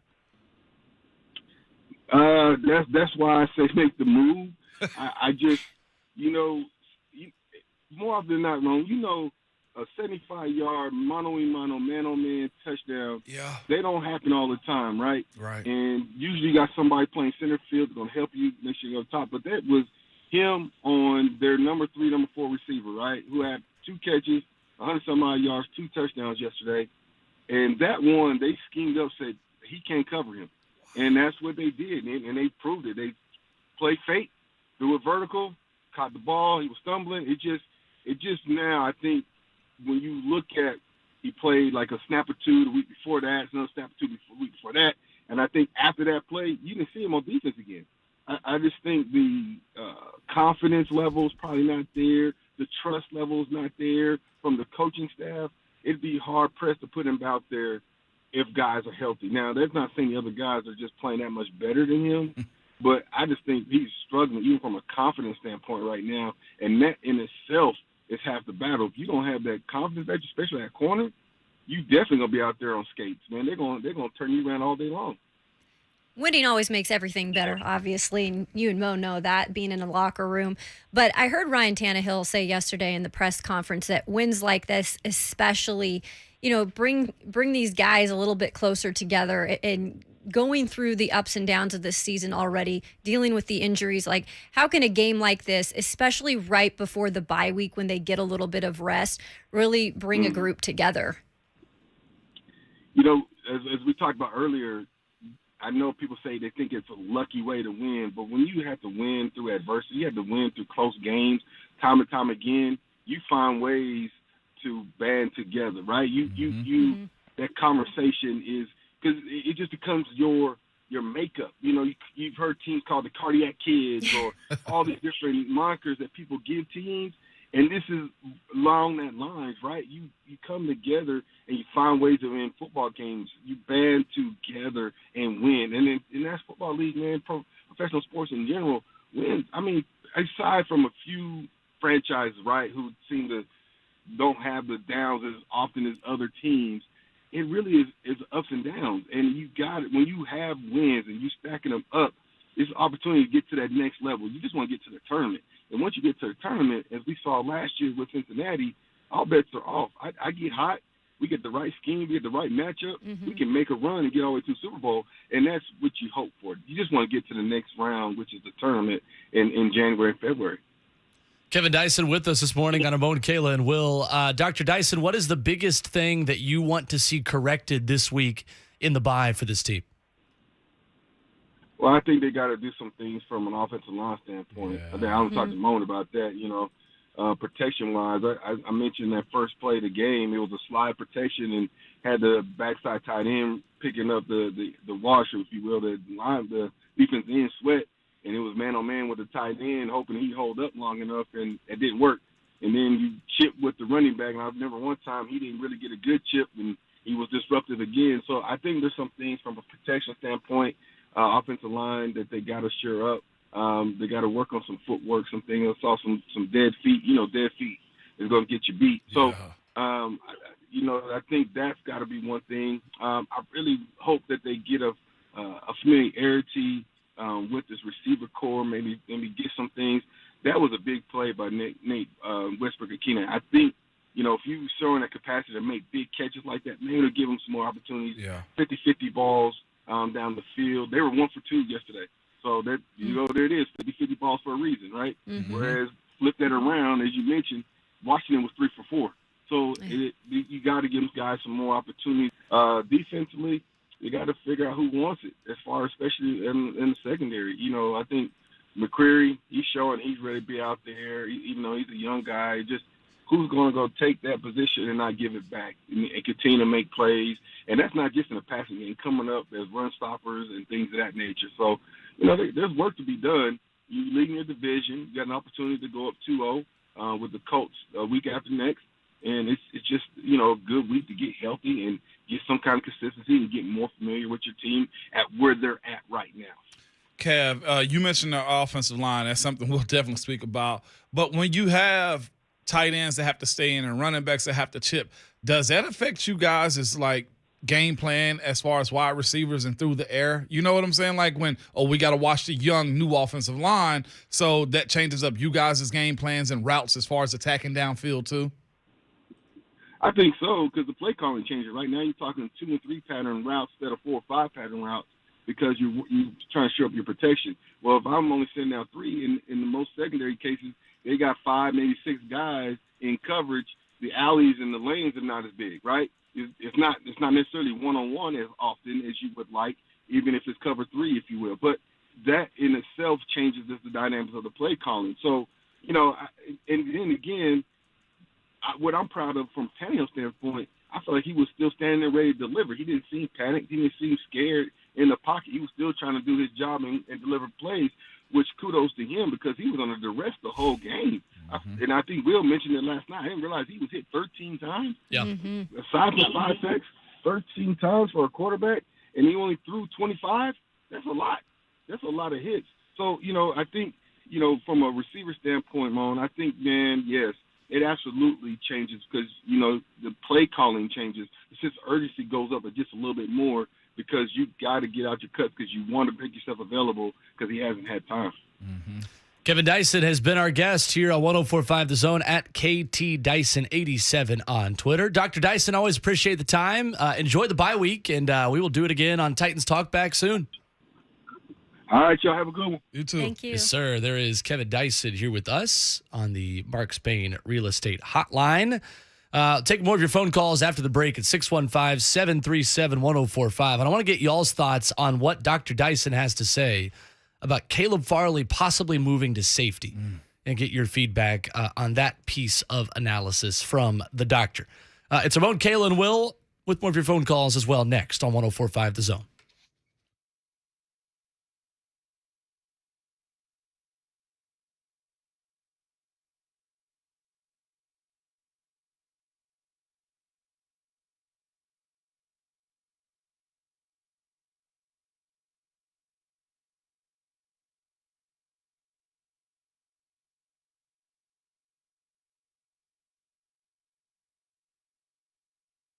The 2023 model year Fords are out at Two Rivers Ford. And as always, you can count on Two Rivers Ford to make purchasing a 2023 Ford fast, easy, and fun. There are so many ways to shop also. You can stop by the dealership in Mount Juliet. They're just east of the Nashville airport. You can reach out to them by phone to any of their non-commissioned salespeople at 800-900-1000, or you can head to tworiversford.com to check out their inventory or to custom order the exact Ford you want. Whether it's an F-150, a Bronco, an Explorer, Escape, or Expedition, Two Rivers Ford will make sure you get exactly what you want for the price that is well below MSRP, and that goes for custom orders too. In fact, Two Rivers Ford has been selling all non-specialty new Fords below MSRP for decades. And speaking of decades, you always hear me tell you that Two Rivers Ford has been locally owned here since 1983, and we know how much they do for Middle Tennessee community. But did you know that Two Rivers Ford is a nationally recognized company also? Two Rivers Ford is one of the Ford Motor Company's top 40 sales volume dealerships in the country, and that's out of almost 3,000 dealerships. No wonder they're able to sell at such great prices. They have an A+ rating from the Better Business Bureau. They've won Ford President's Award for customer satisfaction numerous times and are just great people. Reach out to Two Rivers Ford and see yourself for what everybody is talking about. Two Rivers Ford, powered by Ford, driven by people.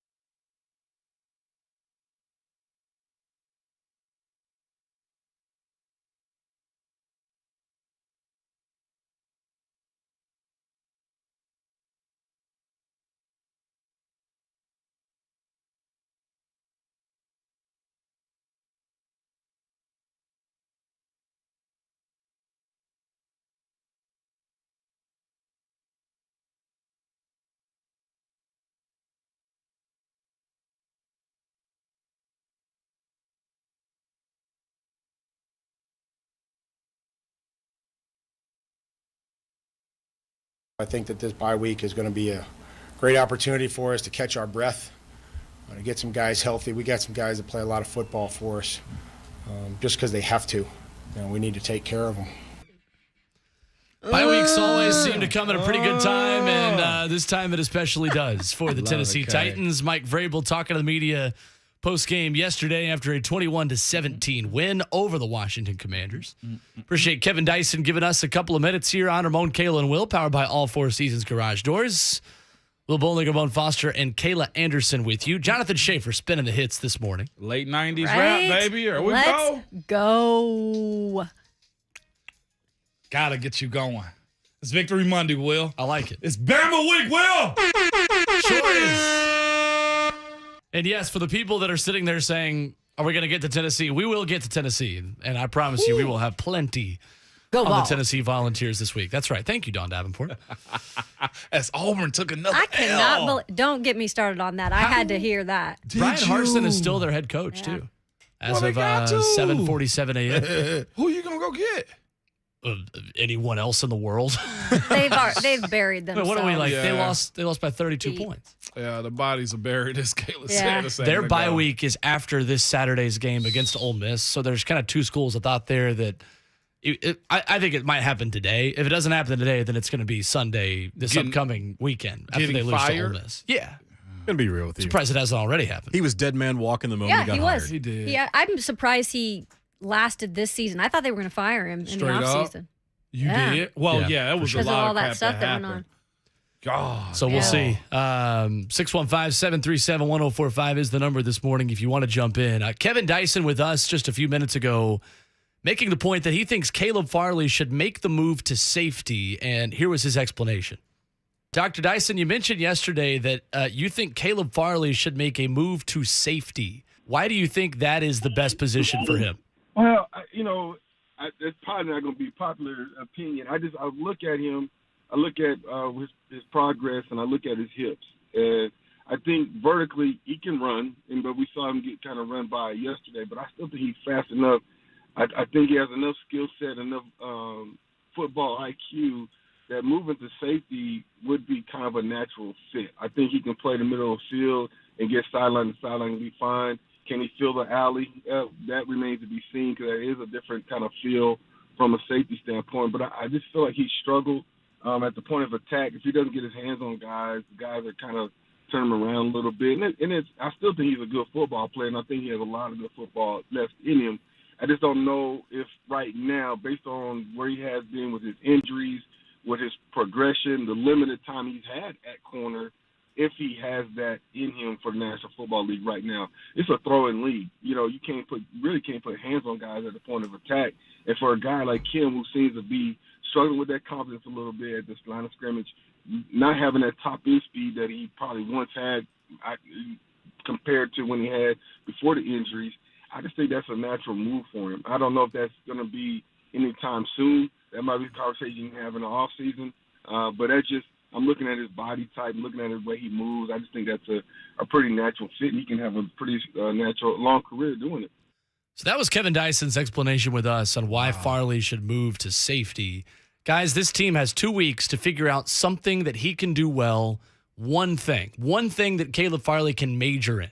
Man. Forget the fact that he's a first-round pick. Forget what he's put on the field so far. What matters now, moving forward for him the rest of the season, is figure out one thing that he can do really well and manage that one thing. The expectations for me of Caleb Farley being an outside corner in this defense that is going to be a positive for this defense, those expectations are gone. Time to move on and figure out something he can do. Man, hearing Dr. Kevin Dyson kind of say that, though, like move him to safety, I'm with him. Mm-hmm. Has to be a position change. The thing is, you're going to play him over Amani? You gonna play him over Kevin? I'm playing him over Amani or Kev. And I'm not saying he's a safety like that. What I'm saying is some teams do play three safety looks where they'll take they'll take a linebacker off the field and what you call it dollar. You know what I'm saying? Like you got multiple like DBs out there. There's that for him. I'm not putting him in over my two starters. No. Well, and I know Kev wasn't saying that either, yeah, but I'm yeah. saying, where's his place? Well, at this point, we're all left with the kind of creativity now. What could they do with him? We don't know what John Robinson and Mike Vrabel are thinking, but what we do know is a cornerback, that position is just like a quarterback. It is. Like it is, you gotta be on your game. There's not a lot of time for learning. Clearly, the best thing for him would to be getting more reps, but that's not going to happen because we're in the middle of the season and you can't afford to have that learning curve happen when you're in the National Football League. Yeah. So I think the biggest thing right now is to see where he could technically move to. I'll throw this out there with what he used. I mean, could you see him switching over to offense? To offense? I mean, I don't. I don't know if his hands is good enough at this point. Like, I'm not sure what he's confident in. Yeah. Like because you're just as thin at corner as you are wide receiver. Yeah, no, but none of us have real great answers. So you're going to move him to a third position in what, 3 or 4 years? Yeah. No, you're right. It's a rock and a hard place right now. I think ultimately it'd be great if his fit could be what Amani Hooker was over his first 2 seasons as the third down extra guy in that dollar formation. Yeah. And in the what many call the big nickel when you bring on that third safety, and that is what the Titans did to slowly bring along Amani Hooker. Difference is you shouldn't have to slowly bring along a first-round pick in a gadget position in order for them to get enough confidence and then move into a starting role. By year 2, a first-round pick should be a starting caliber player in this league. No questions asked. And the issue is, though, too, the support that he's going to need to play those positions. Yeah. Like, if you put him in slot, there's a lot of good teams now that put their best receiver in the slot or their number 2. Heck, I'm watching Gabriel Davis go off against Pittsburgh. You know who was on him? Who covered him over the top? Minka. It was a Josh Heupel wide receiver that was running free in the secondary like Josh Heupel wide receivers were on Saturday. So it's a point of, like, where do you even scheme him up at? Yeah. And he ain't the highlight of yesterday's game because they won the game. But him and offensive line are the biggest negatives. They are. Absolutely.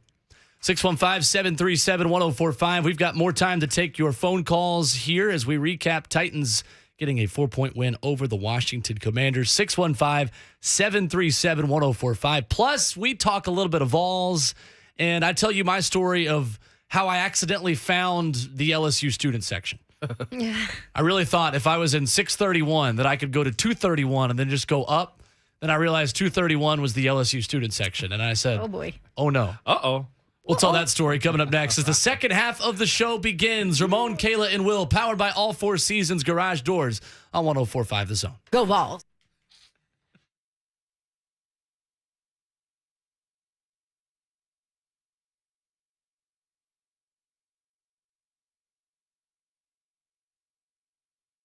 Change is coming, and you need to be prepared. Hey, this is Ramon Foster. Did you know that new regulations are coming soon that could increase the price of replacing your older HVAC system by over 20%?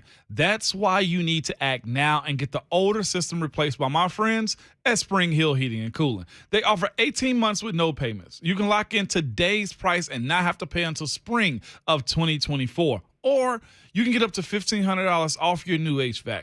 Spring Hill Heating and Cooling is always backed by a 10-year parts and labor warranty on York products. Spring Hill Heating and Cooling is also a York certified comfort expert company. So if you also need repair work, they offer free service calls with their repairs, plus low monthly payments on those repairs. They are the heating and cooling company that can take care of all of your HVAC needs. Spring Hill Heating and Cooling, available anytime at springhillac.com.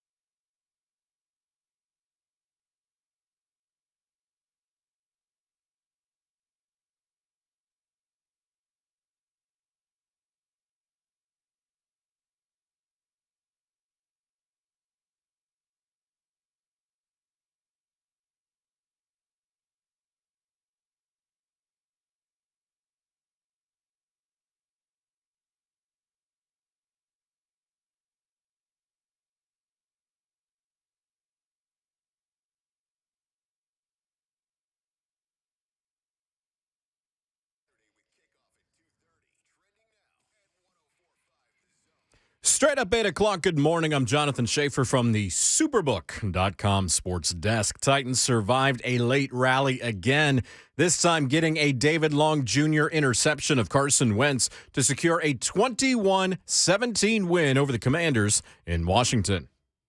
Wentz takes the snap, looking, throwing, intercepted, David Long, 10, 20, 25, 30, runs into his own man. David Long is taken down at the 46, and the Titans have shut down the Commanders at the 2. Yes, that is a hell yes. God bless Coach Mack. Once again, Derrick Henry led the offense, gaining 102 yards on 28 carries, scoring 2 touchdowns. Ryan Tannehill, 15 of 25, 181 yards and a touchdown.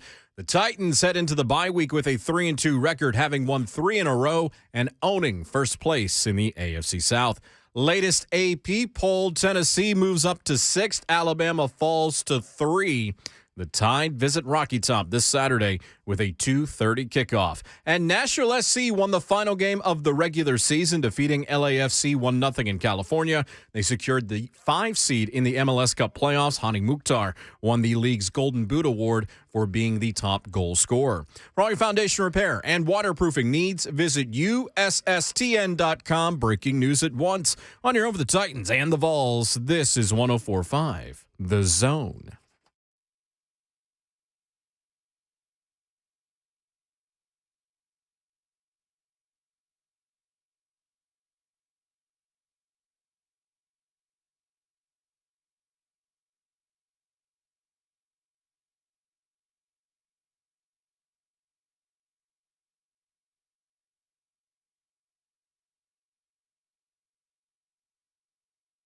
Final score, Tennessee 21, Washington 17, as the Titans come to our nation's capital and get it done again.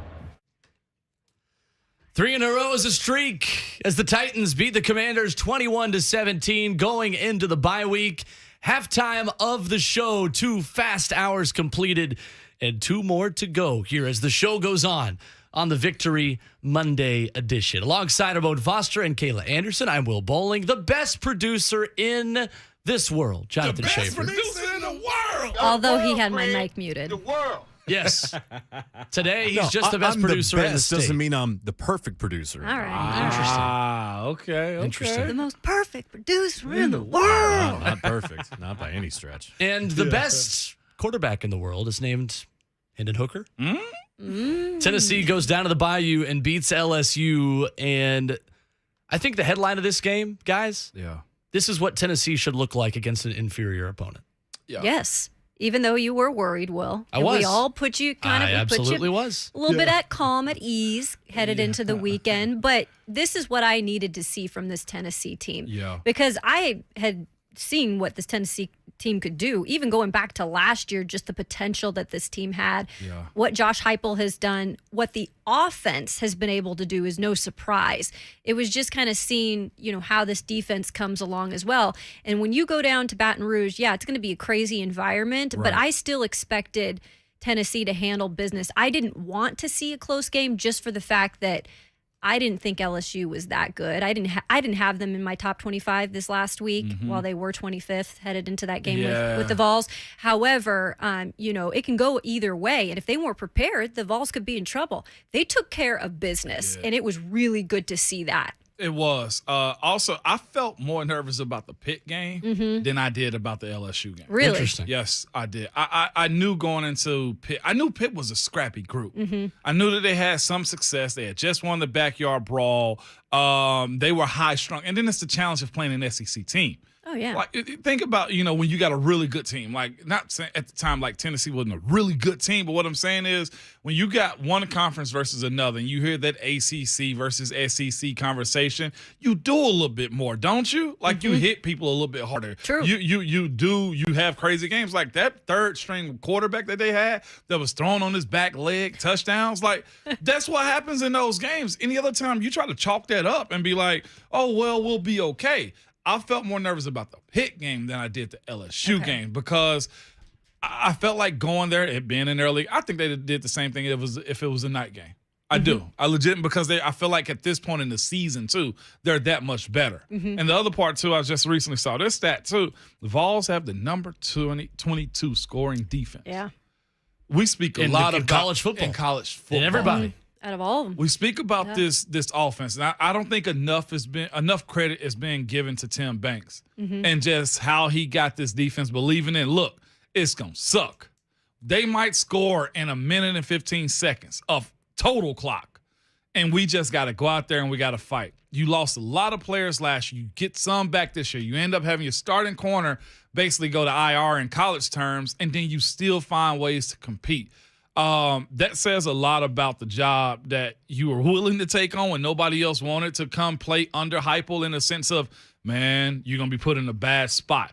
But for him and his staff, Rodney Garner, Willie Martinez, et cetera, being able, Coach John Marie, having Brian John Marie, having them buy into the system of we fight, we finish, and D-Rock is the motto that they kind of live by a little bit. Everybody is making plays. That's just what it's been. And I think, to me, the offense is awesome. I love Hendon. This is nothing if you got the floodgates open on every series against defenses. They're getting sacks. The guys you needed to show up, they showed up. I know I'm going on, but that's what I like to see. I liked the pressure. I like the pressure that they brought. Yeah, I thought that was a really good step in the right direction for that defense specifically. Yep. You having those guys, Kayla, to that point, show up. Yeah, they did. And you could tell from the first play when LSU muffs another kick, because LSU is as good at special teams as Brian Kelly is at Southern accents, that the energy the energy was just sucked out of that place immediately. Yeah. And there were 2 times where it felt like you were in Tiger Stadium. When there was a 4th down and short for Tennessee, and that's when they bring out the Andy Reid shovel pass to the tight end over the middle of the formation, which was just, again, it's not like Tennessee is using the same looks to convert. No. They're so unpredictable in the way that they convert 4th down and short and red zone situations. And their situational play calling it's just so good. That's the biggest commonality they have with the Titans, and in those 2-minute situations. And with 24 seconds left in the first half, they decide to go down and try to get 3 points. How many former Tennessee coaches are taking a knee and taking it into halftime there, saying, you know what, 20-7, I'm good. I'm content. No. Josh Heupel was not content being up by 13 points at the end of the first half. He decided, I'm going to throw it deep, and if Hendon Hooker was accurate on a couple of those balls, oh my goodness, Tennessee had a chance to score 6 at the end of the half. But I think the telling stats in this one, Jaden Daniels and the rushing threat that he is, never really got going in the rushing game, was sacked 5 times. But I think 17 carries, or 12 carries for 17 yards for LSU's running backs tells the story of the biggest improvement this Tennessee defense has made. It's up front.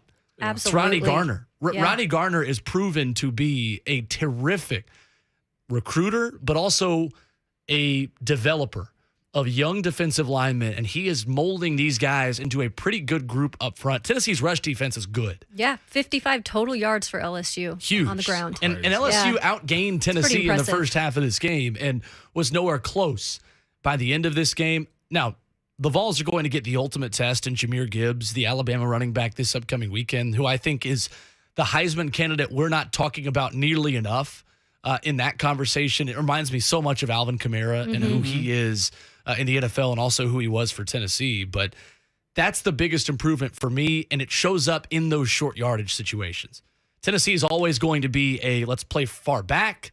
Don't let anything over your head. Play off coverage, and that's fine if you make the plays stopping 4th and 1 and 4th and 2. They did that on both occasions when they were asked and tested on Saturday. One thing that you could not have happen, guys, is the penalties for this game against LSU, Tennessee LSU, were up there. I mean, Tennessee, I think, had 12 penalties for 107 yards. In a game against Alabama, you cannot be committing penalties like that. That's got to be something that they clean up headed into this game. Facts, Kayla, because I look at friggin' Alabama like the New England Patriots of college football. Yep. It's one thing they do, and it's one thing we've capitalized on as of late, except for the LSU game. They do special teams, and they wait on you to make penalties and mistakes. So, Kayla, Great point right there as far as saying, look, it's fine. You get it done. That offense puts a lot of angst on every defense they're going to see. But if you have these penalties, that's a no dice. Mm-hmm. You're making close games closer than they should be. And those very competitive games, you lose those sometimes, you know? Offensively, Tennessee accumulated 1,078 yards of total offense between Florida and LSU. Good. So crazy. And every single one of them was without Cedric Tillman, and half of them were without Gerald Mincey, who was a late scratch from the lineup, dealing with a concussion at the left tackle position. And Dane Davis got a lot of snaps there, and Jeremiah Crawford helping out at left tackle. We're so used to seeing, Ramon, one guy go out and everything crumbles for Tennessee. Mm-hmm. What happened when Cedric Tillman went out against Georgia last year? Deep ball thrown to Ramel Keaton on a post fade in, I believe it was kind of crunch time in that game on a 4th down, dropped. Yeah. Would have been a big first down conversion and a 1st and goal. Tennessee was a couple 4th downs away from at least giving Georgia a game in the 4th quarter and weren't able to do so. After Cedric Tillman went out hurt in that game, nobody stepped up. No. Ramel Keaton has stepped up and has given Tennessee good reps at that position. No doubt about it, man. And just looking at him this past game, like, he got him started. But and not just that, everybody else, though, it's just like, okay, now you get it. And let me tell you this, okay? There's a guy that's gone to the Ramon Foster and Ron Slate's Trash Talking Academy. Oh? Okay? He's perfected it. There's a swagger. There's an arrogance that goes along with him. I think I know where you're going with this. Look, I told Kayla the other day. There's a when couple you guys said you it the could other say day. this about. Okay, when it came down to Sweat taking his helmet off, I said, Exactly. you do what you want when you pop did. it, right? You did. Okay, now there's this one guy in particular, okay? He's a light-skinned assassin. That guy's by the name of Jalen Hyatt. Yes, he Yep. is. I knew You exactly where you were Absolutely. going. He get up to that podium Yep. and he talk to you like, son, Yes. listen to me. I'm that guy. We're those dudes, and this is that team. I love his post games. Legs as long as his body. I'm talking Man. about just cold-blooded Athlete, out here, right? okay? Kayla, he graduated from master school of your trash talking, okay? That's what I'm talking. That's why I knew I liked Hyatt. See? That's why I knew I liked And him. and the quote in question, for those who did not see it over the weekend, that I think you're referring to, word for word, he said, I mean, honestly, it didn't even really feel like a road game. Woo-wee. Come on. That is the right way to take your shots without going out of your way. You're answering a question, hey, what was it like seeing all the Tennessee fans? Man, it didn't really feel like a road game. And it's smart because they had already beat him. Already Say got what you the want W. to then. Yeah. You feel me? He had the receipts ready. Well, that guy graduated. He was at the top of his class when it come down to trash talking. This wasn't his only one. The Ramon Foster and Ron Slay He is a School wide of receiver. Trash Talk. And he's enrolled in the master's program at Kayla University. That's right. Get your degree here, folks. Okay? I'm trying to get my GED so I Handing can get admitted into the Ramon Foster Ron Slay School of Trash Talk. You I'm on not your worried about my way. master's You yet. got to tell us about the student class. I mean, the student section. So, So you're yeah. on your way, man. When we come back, we'll talk Titans. We'll take your phone calls at 615-737-1045. But I tell my story of my 3-hour tour of Tiger Stadium because I am not a person that likes missing kickoff or even being close to missing kickoff. Like, I've got to settle in. I've got to be in my seat. I like to watch. I'm usually in my seat about 50 to an hour before kick. Oh, you binoculars wow, you're guy that guy. too? That's what I'm saying. You I'm not binoculars? binoculars You're guy. not binoculars Okay. guy. Okay. Not really. What about headset on while watching the game guy? I do that, yes. I do Okay. that for Titans games only because I got to do post game Yeah.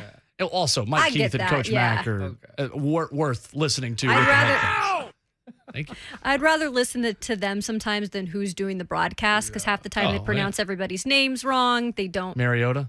Yeah. They pronounced Chig's name wrong the first time last Really? night. It was, I don't even know what they called Chig. It was not a Conquo, though. So yeah, Okay. I'll tell my Wasn't story even of close. I'll tell my story of the names I was called and the names I was calling LSU students.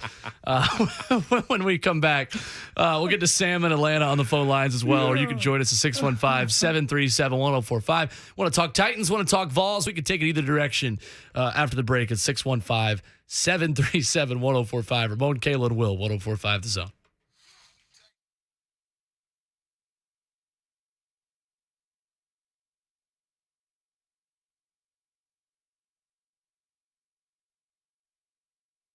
Summer's over, but that joint pain is still there, and it's time to do something about it. Hey, it's Ramon Foster, and I want you to call QC Kinetics now. You've put it off long enough, and it's time to get real, lasting relief from chronic pain in your knees and back and shoulders and hips.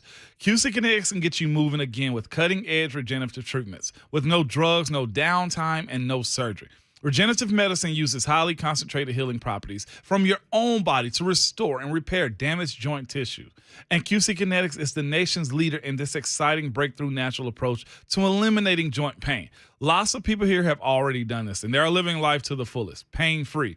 So don't assume the old ways of dealing with joint pain are the only ways. Call QC Kinetics today. Stop putting it off. Call now for a free consultation at 615-249-4024. Again, the number is 615-249-4024.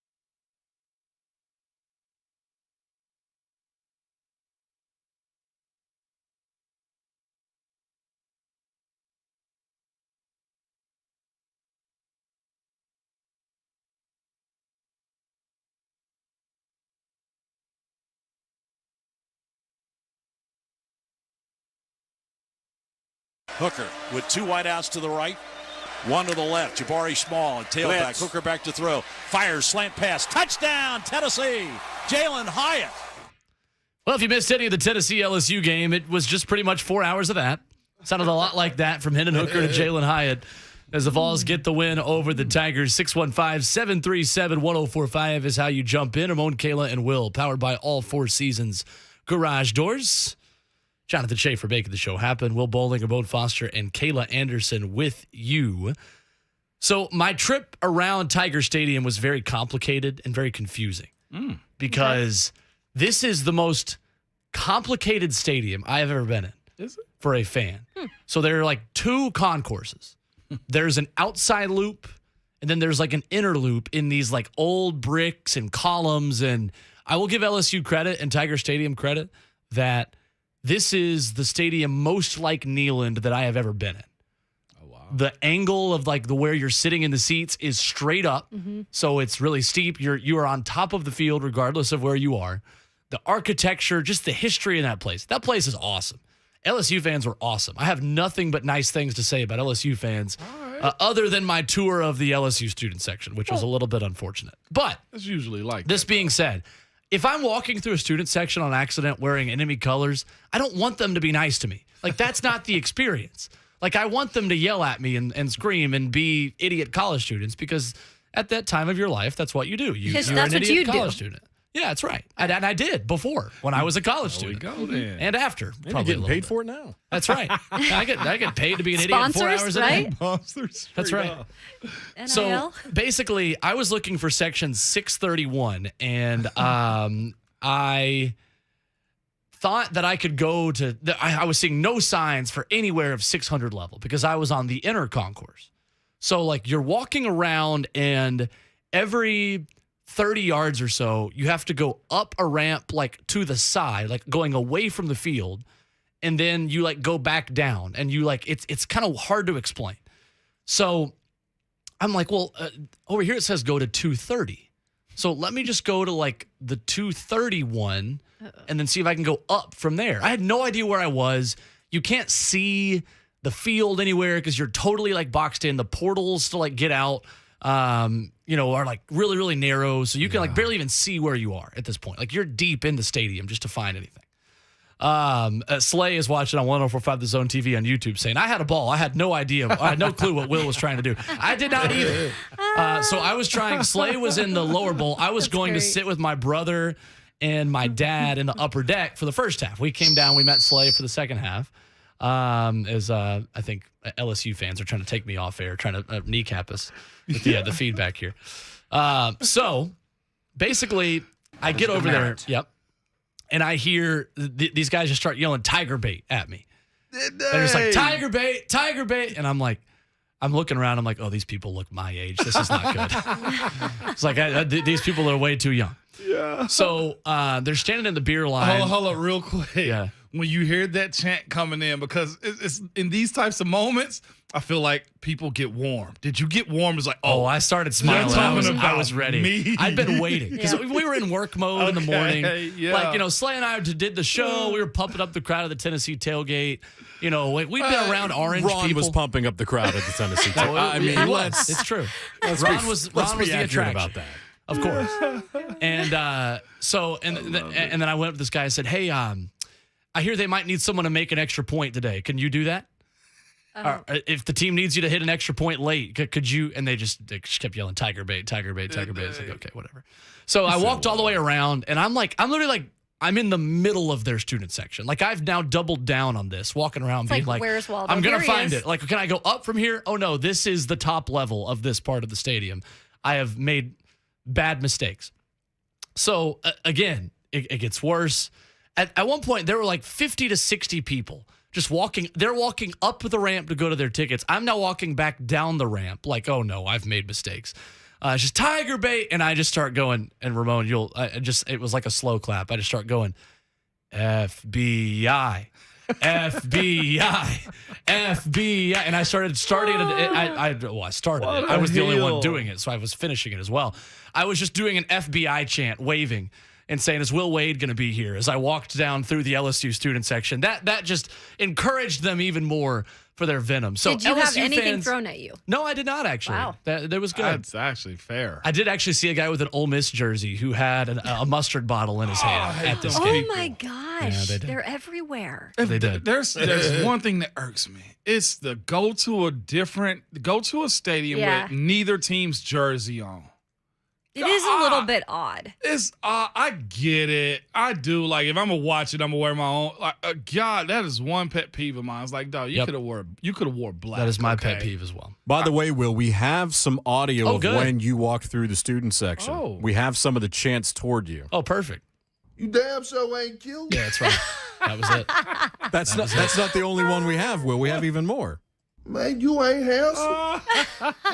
He thought he was safe. But wait. There's more. Freaking bum. That's right. No, that would have been the nicest thing anyone said to me. Although I'm pretty sure this actually was said. Suck it. Right?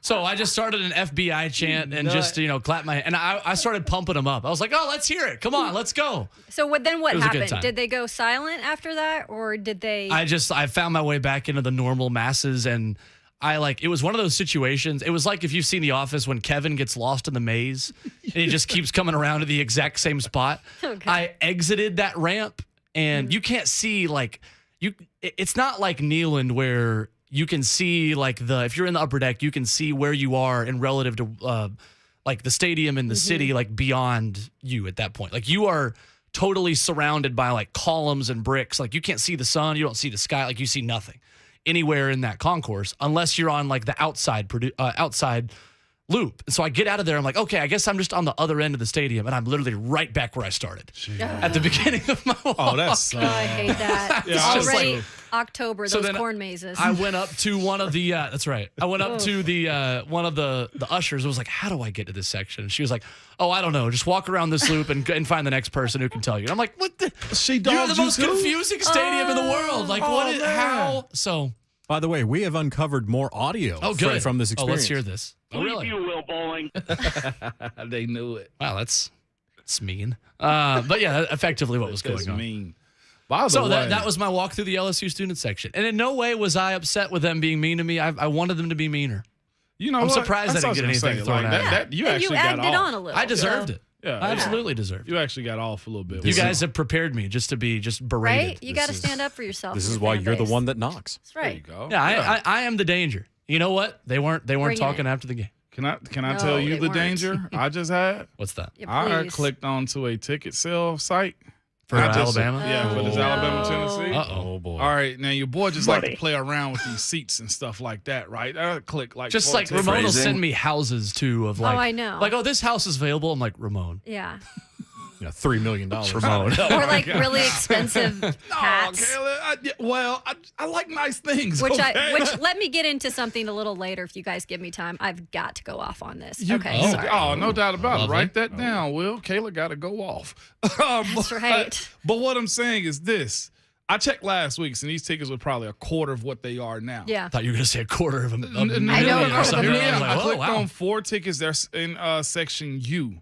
Okay, they are midway up. I clicked on 4 just to see what it would be. Okay. 16 grand. I'm sorry, what? 16 grand. And I clicked on it, it's verifying purchase. I was like, whoa. 16. So do you want to send a kid to the University of Tennessee for a year, or do you want 4 tickets to Tennessee, Alabama? It's section U, row 9. Now that is the new renovated section. Listen to him. He's trying to qualify it. No. Keisha, if you're listening, I accidentally clicked on this. Exactly, but it's I'm not giving the bad. reasons. Your boy didn't hit okay on that one, okay? $3,200 a seat. Not great, Bob. All right. Yeah. I paid half that to get into Game 6 of the Stanley Cup Final. Exactly. Yeah. The final. This the is Stanley Cup season Final. The final. Yeah, not great. 615-737-1045 for those of you who are also not going to be spending 16 grand to go to Tennessee and Alabama. What did Former say a couple years back? The Vols are back. I didn't realize he meant the tickets and was going to be. prices too. Let's go to Jason in Nashville on the phone lines, 615-737-1045. What's going on, Jason? Hey, man, thanks for taking my call. Hey, so Luke, just thinking like, okay, when Tennessee beat Pitt, that was a decent win. They go and they beat Florida. That's good that they beat Florida, but people are saying, yeah, but Florida's down. They ain't the Florida they've been playing, and then they beat LSU. They said, well, that's good, but that's still like the LSU they've been playing. So it seems like it's going to take them really going in here and doing really well against Alabama before they ever get any kind of credit. Because anything that you bring up to Tennessee doing, yeah, but they wasn't that good. So I just wanted to hear what y'all had to say about all the criticism that they're still getting, even though they seem to be successful. Y'all have a blessed day. Thanks, man. Thank you, Jason. Great point. Here we go. Yep. No, Jonathan Schaefer. Shafe. Bite your tongue. Ramon Foster, should you take this one or should I? No, Shafe got it. I'm going to sit on back on this one.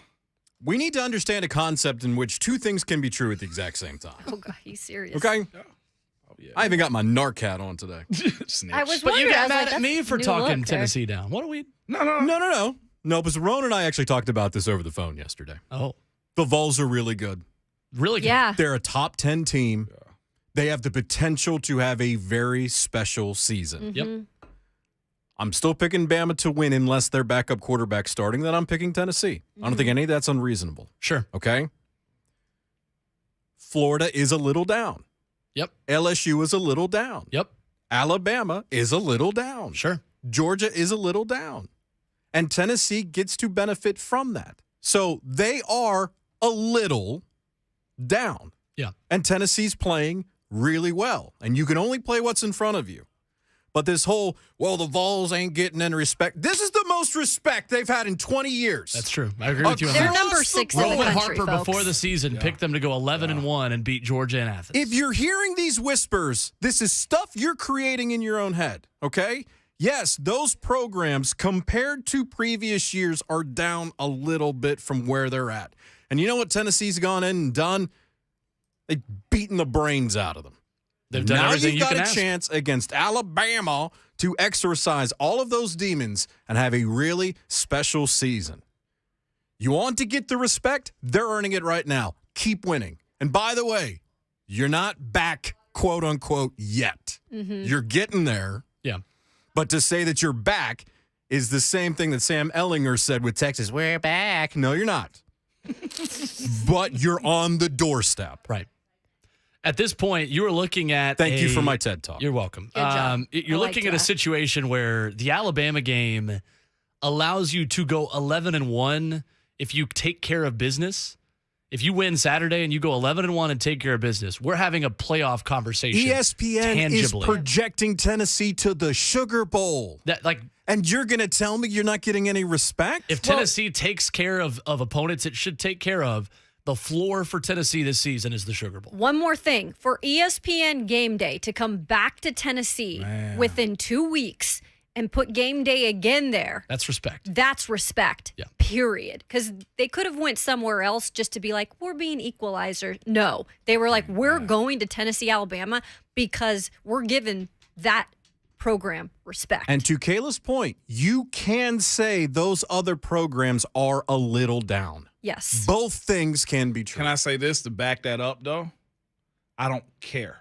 Oh, no. You know, and I'm not right. Yeah. You as a fan. As a fan, you shouldn't. I don't care. And so that for they're the down. You shouldn't. But what I'm saying is that quit playing the disrespect card. The other part of that for me as a Tennessee alum, VFL also is you beat them while they're down because they did the exact 100%. So for the people who are like, what? No, I'm with them. I'm still with them, Shafe. There are people like, but there's plenty of people like that those programs are down. Come on, you haven't done, but just know what you've done so far and this sounds so cheesy, but be proud of it as a Vol. Like you've taken care of those it's been a while. programs. It's been a while and you've done it convincingly. Look, James Franklin got the Penn State job because he beat teams in the SEC East who were down while he was at Vanderbilt. If we can be honest about that, that's part of the gig. Beat the teams in front of you, and Tennessee has. And I think at the same time, Tennessee fans don't play the we're not getting respected enough card because there is still a difference between the elites and the good teams in college football. And you haven't played the elites yet. You have it in front of you. Okay. You have it in front of you. You have All every right. opportunity. And Ramon, I'm taking a page out of the playbook you're giving me in when I talk to you about this team and my battered Vols syndrome. Yeah. Just enjoy it. Yeah. This is the best team you've had in 6 years. And more than that, the best team you've maybe had since 2006, 2001. You're in conversation with 06 and 01. You're doing something right. Just enjoy it. Okay, so to your point about those other teams, like we hadn't played the elite teams. Kayla, we spoke about this a second ago. So we talked about Michigan's running back, right? Exactly. Again, Corum is his name. Was it Brian? Blake Corum. That's his name, just to give his name to the stats we said earlier. Look at what Michigan has played, too. Keto, I know you're going to be mad about this, but Michigan ain't played nobody Not either. a lot. Colorado State, Hawaii, UConn, Maryland, Iowa, Indiana. Michigan had the worst non-conference schedule in the country Zero. in terms of Exactly. they played nobody. Okay, but they're also top 4.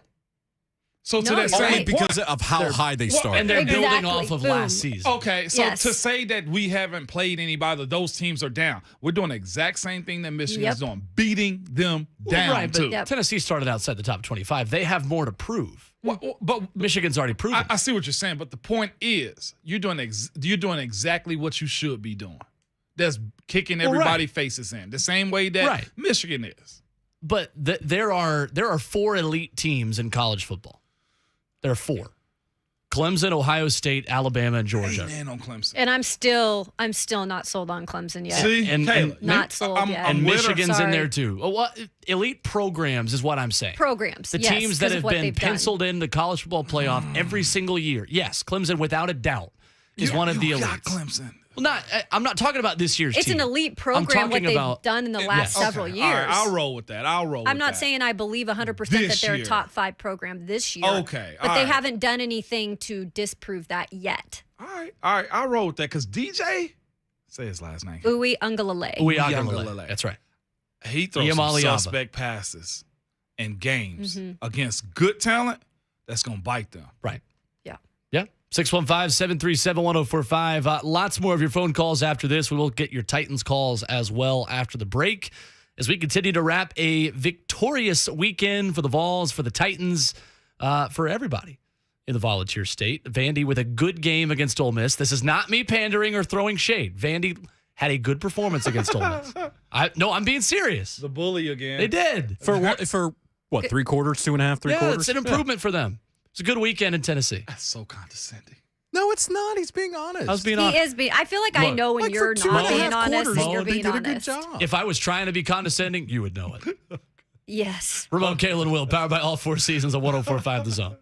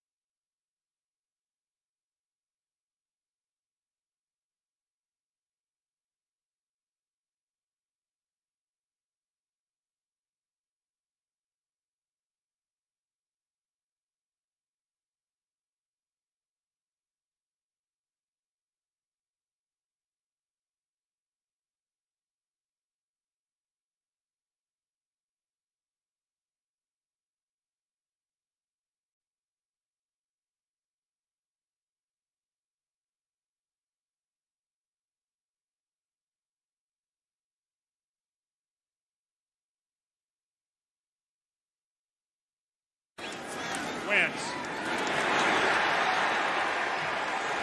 Sacked! Simmons and Weaver are there together. And who else was making a move was Okawanu, the rookie.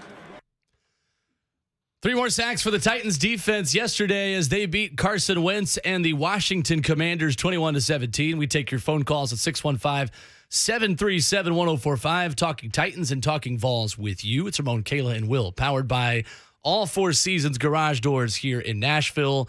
Let's get Sam in Atlanta in on the phone lines here. Been waiting patiently to talk Titans with us. What's going on, Sam? Hey, how you doing, man? A long time Titans fan. I'm actually from Nashville, but I live in Atlanta now. Love it. Yeah, man, I just have a question about the Titans offense, man. Like, when you look at it, there's no speed, and I think that's really the problem. The receivers can't separate.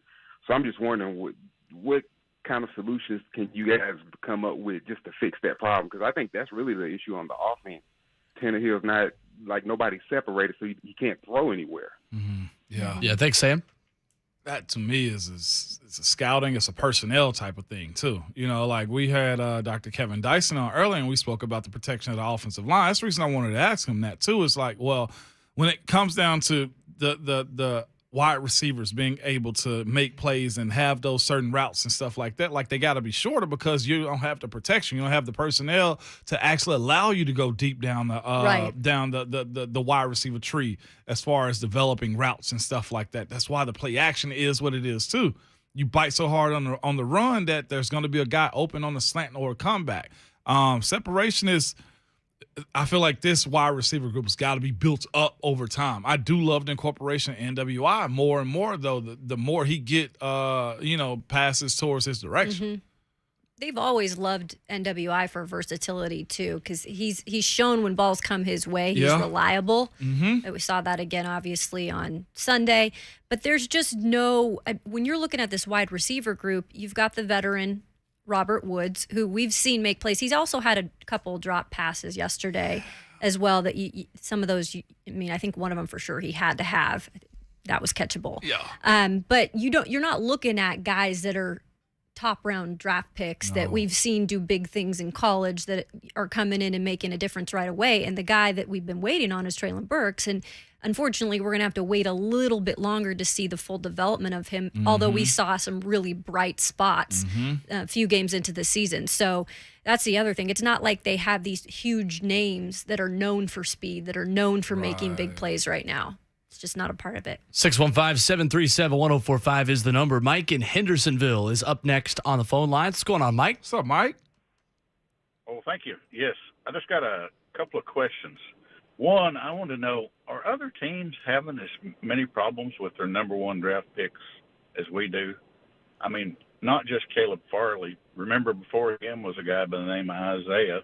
And it seems like we haven't been able to get a good number one draft pick. And they had issues before we drafted them. Yeah. And number two is I want to comment about, I think probably a lot of our success on winning is our coach.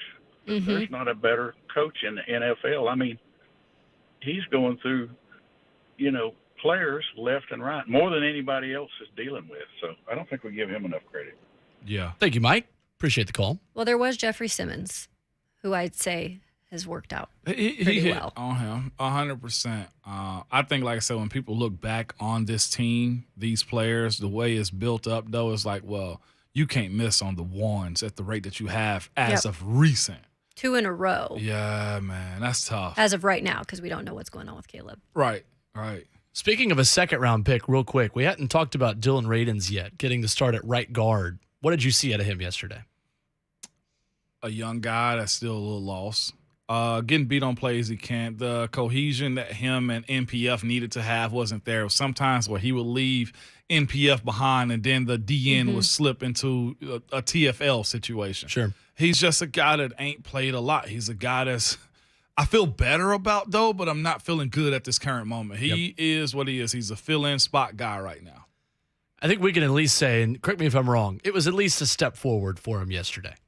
First start at guard, didn't have any big disaster plays.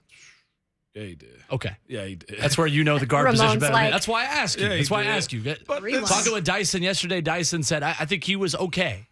But I wanted to get your thoughts on it, too, just as someone who played the position. Where athletes don't end up on the ground all the time. He was a good bit yesterday. That pressure, like looking at the TEs and ETs that he was giving up, he's a backup starter. He's a backup right now. He's not a starter. He's a backup that was starting yesterday. Mm-hmm. Got it. Coming up next, we talk with Tennessee Titans wide receiver Nick Westbrook-Ikhine after his 61-yard catch yesterday, setting up the game-winning touchdown for the Titans, and the mentality of this team going into the bye week. What are the next few days like for him and for this entire team as they rest up and prepare for the Indianapolis Colts coming up a week from Sunday? NWI begins the fourth quarter of the show. Four's up.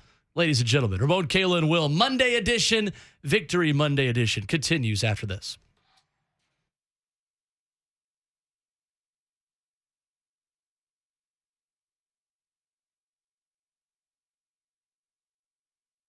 Hey, it's Ramon Foster for Window Nation. Forecasters are predicting a colder and snowy winter, and winter is coming up fast. Are you prepared? Have your old windows lost their integrity? Are they drafty, hard to operate, or single pane and inefficient?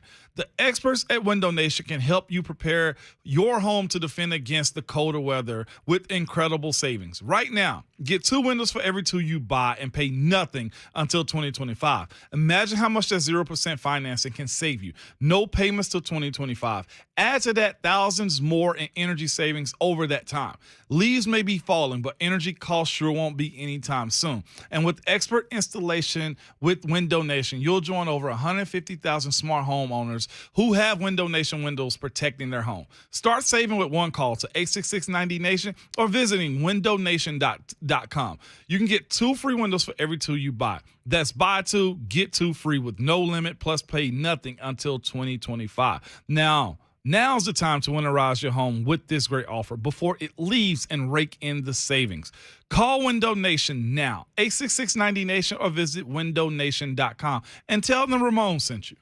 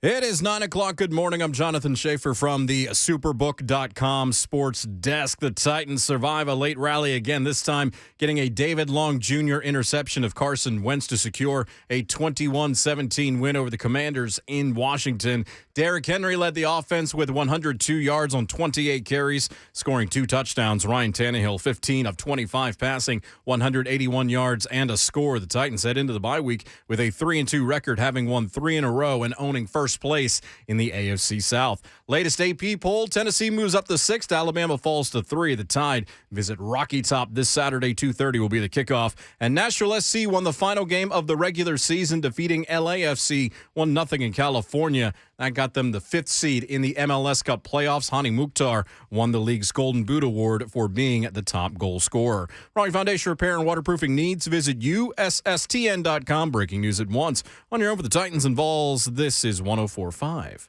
The Zone.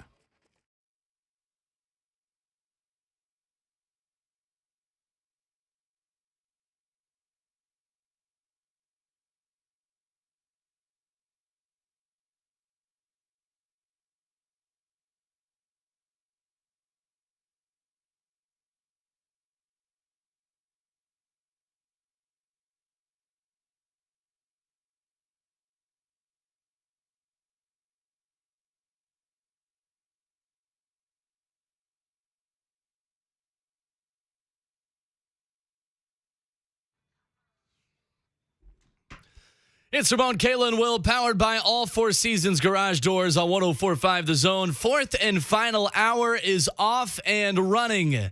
Alongside 11-year NFL veteran Ramon Foster, Kayla Anderson, my name is Will Bowling.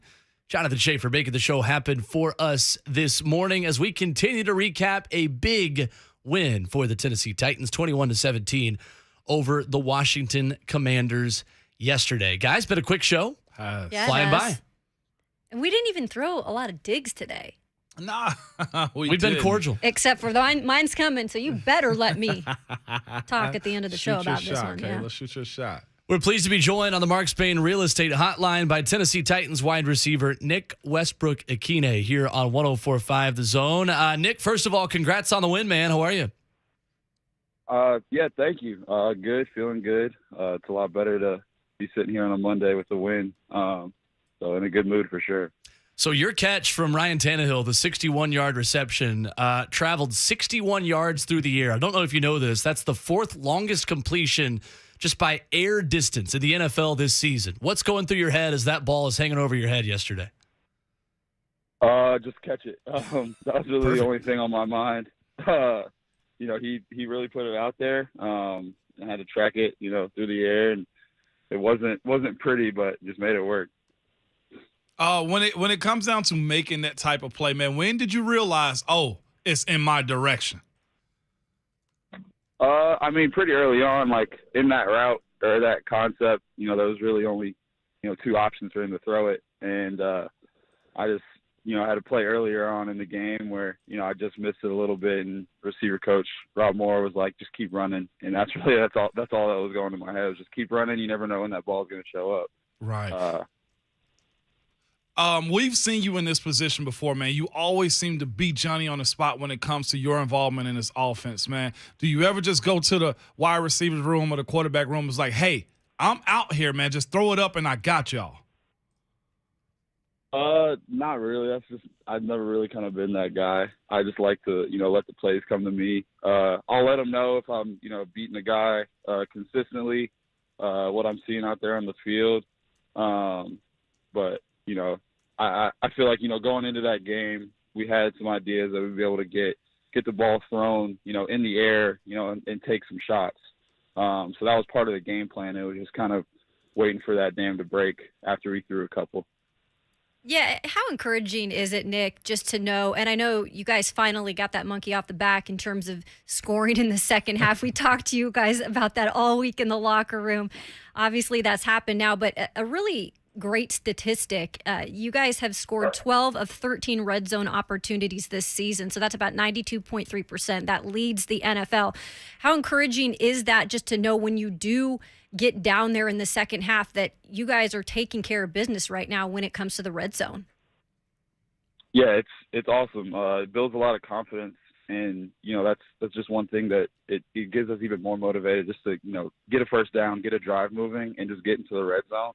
It's not to say that it's just going to happen. Like, we still have to work for it, but you have that extra confidence going in. Once you're in the red zone, you kind of can like taste, basically like taste the blood in the water. Like you're almost expecting to score instead of just hoping for it to happen. So once you get there, it just builds more confidence and it just gets you more motivated. Okay, Nick, you're a cool, calm, collected guy. Like you said, you never go out and say, give me the ball. But when it comes to what you kind of do in your break during the bye week, anything in terms of getting out, taking a vacation, or you just staying at home, chilling? Like, what's your vibe when it comes to the bye week? Yeah, so this is really my, first, I feel like, official bye week. Like, last year, it was still kind of COVID. Yeah. I think we just stayed in Nashville. But this year we'll actually be going to Indiana. So, it's real awesome, tropical vacation. Yeah. But we're going to Indiana. My fiance and I, we're getting married in April. So we're doing a wedding shower with all of her family. She's got a real big family. So I'm going to go spend time with her family, golf with, the men in her family, and just have a good time. How's your golf game?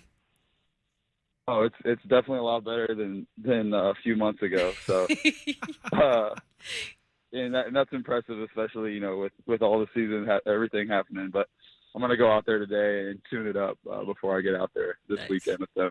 I love it. Good stuff. Nick Westbrook-Ikhine awesome. with us this morning on Ramon, Kayla, and Will. You mentioned this being kind of your first official bye week, and after COVID and the first couple seasons that you've had, where do you feel like you've made the most improvement as a wide receiver since your debut as a Tennessee Titan? I feel like the biggest thing is just kind of having more confidence in myself. I feel like I was thinking a lot, and I still kind of do that now, but I was always thinking so much out there, trying to be perfect. And the more I've been in the league, the more I've been in this offense, I realized it's not always perfection that you're going after. It's just finding a way to make a play. So that mentality and that approach to the game has probably been the biggest thing for me. Nick, I don't know if you know the kind of the stat and just the success that you guys have had in one-score games under Mike Vrabel, but this team's 23-11 in one-possession games under Mike Vrabel. What is it about this team that allows you guys to have so much success in close games like yesterday?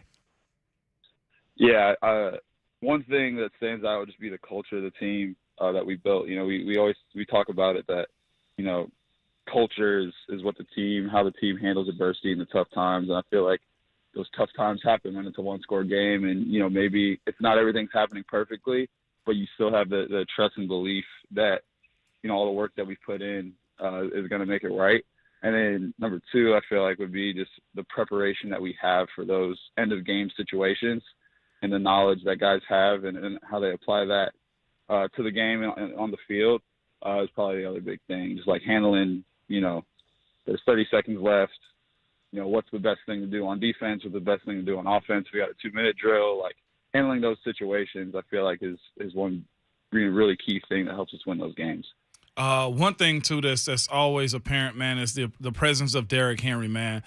Speak on just how much better it is to have him this year healthy and just seem like super motivated for not just the run game, but it also opens up things in the passing game also.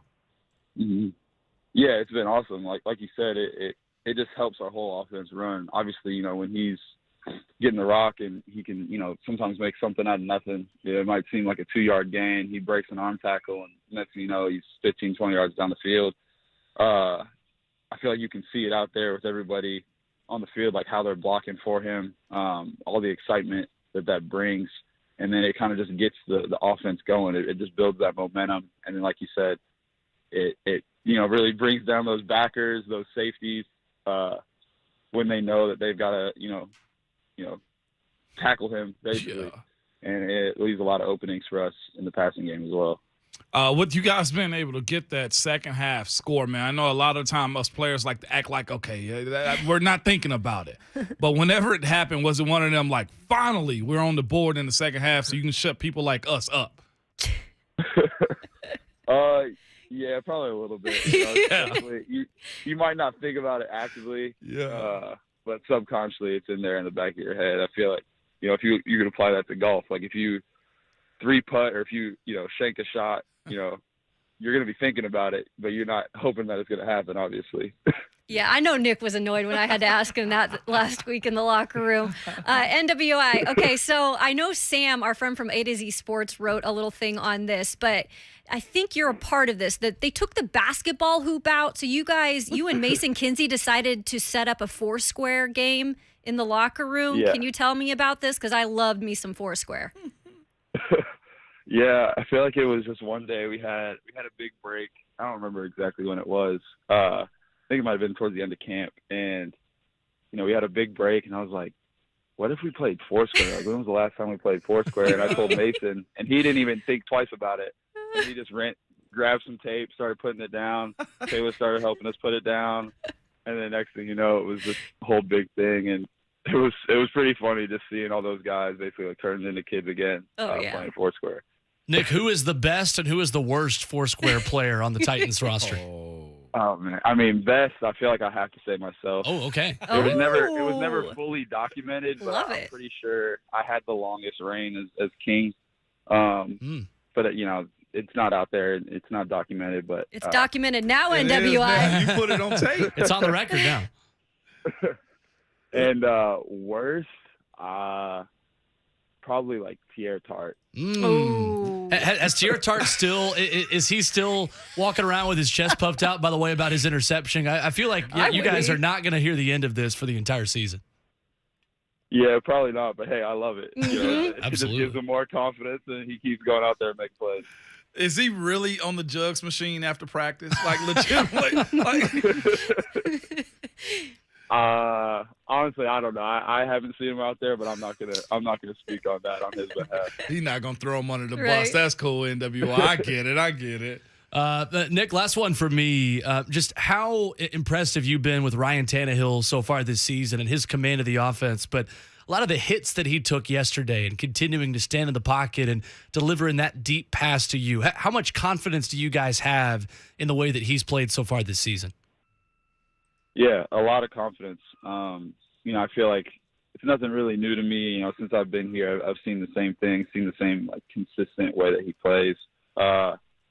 And like you said, like taking those hits, it's I'd rather him not do it, but I appreciate the competitive nature that he has, and just the fact that he'll step in the pocket every time, regardless of if he's gotten hit before. Like he's still gonna step in the pocket and try to make the throw. So it's a lot of respect for me, because I know that's not easy. As you go out and enjoy your bye week, man, I know it's much deserved. Anytime you can get one. I'm a little worried about what you said, though. You said, I'm going to go golf with the men and her family. Like, do you have a safe word? Like, do you have a buddy with you, man?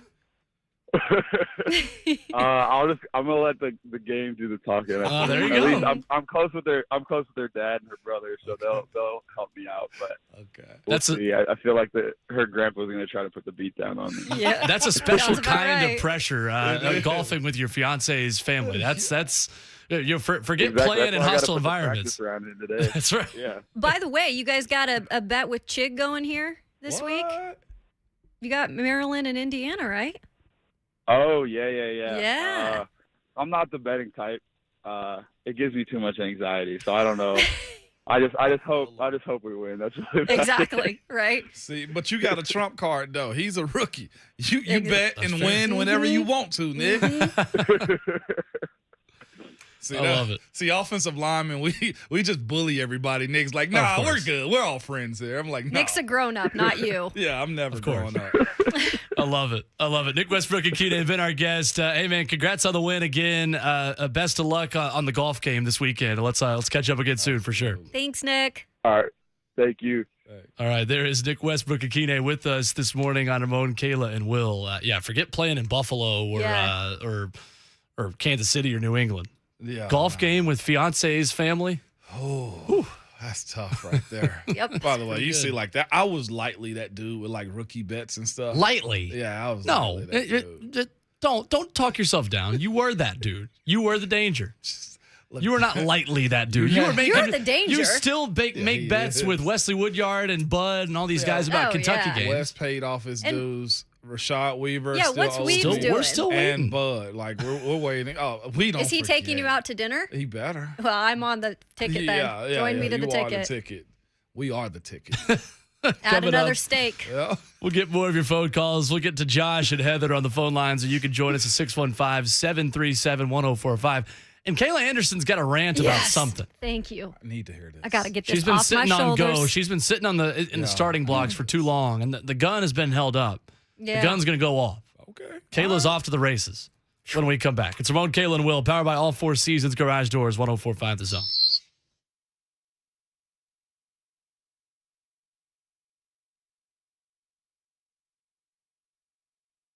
It's Ramon Foster from My PhD Weight Loss. I told you guys I was taking this journey, this walk. By the way, me and Buck Rising are taking this. He says 200 by Super Bowl. I'm just like, look, let's beat the holiday season, Mon.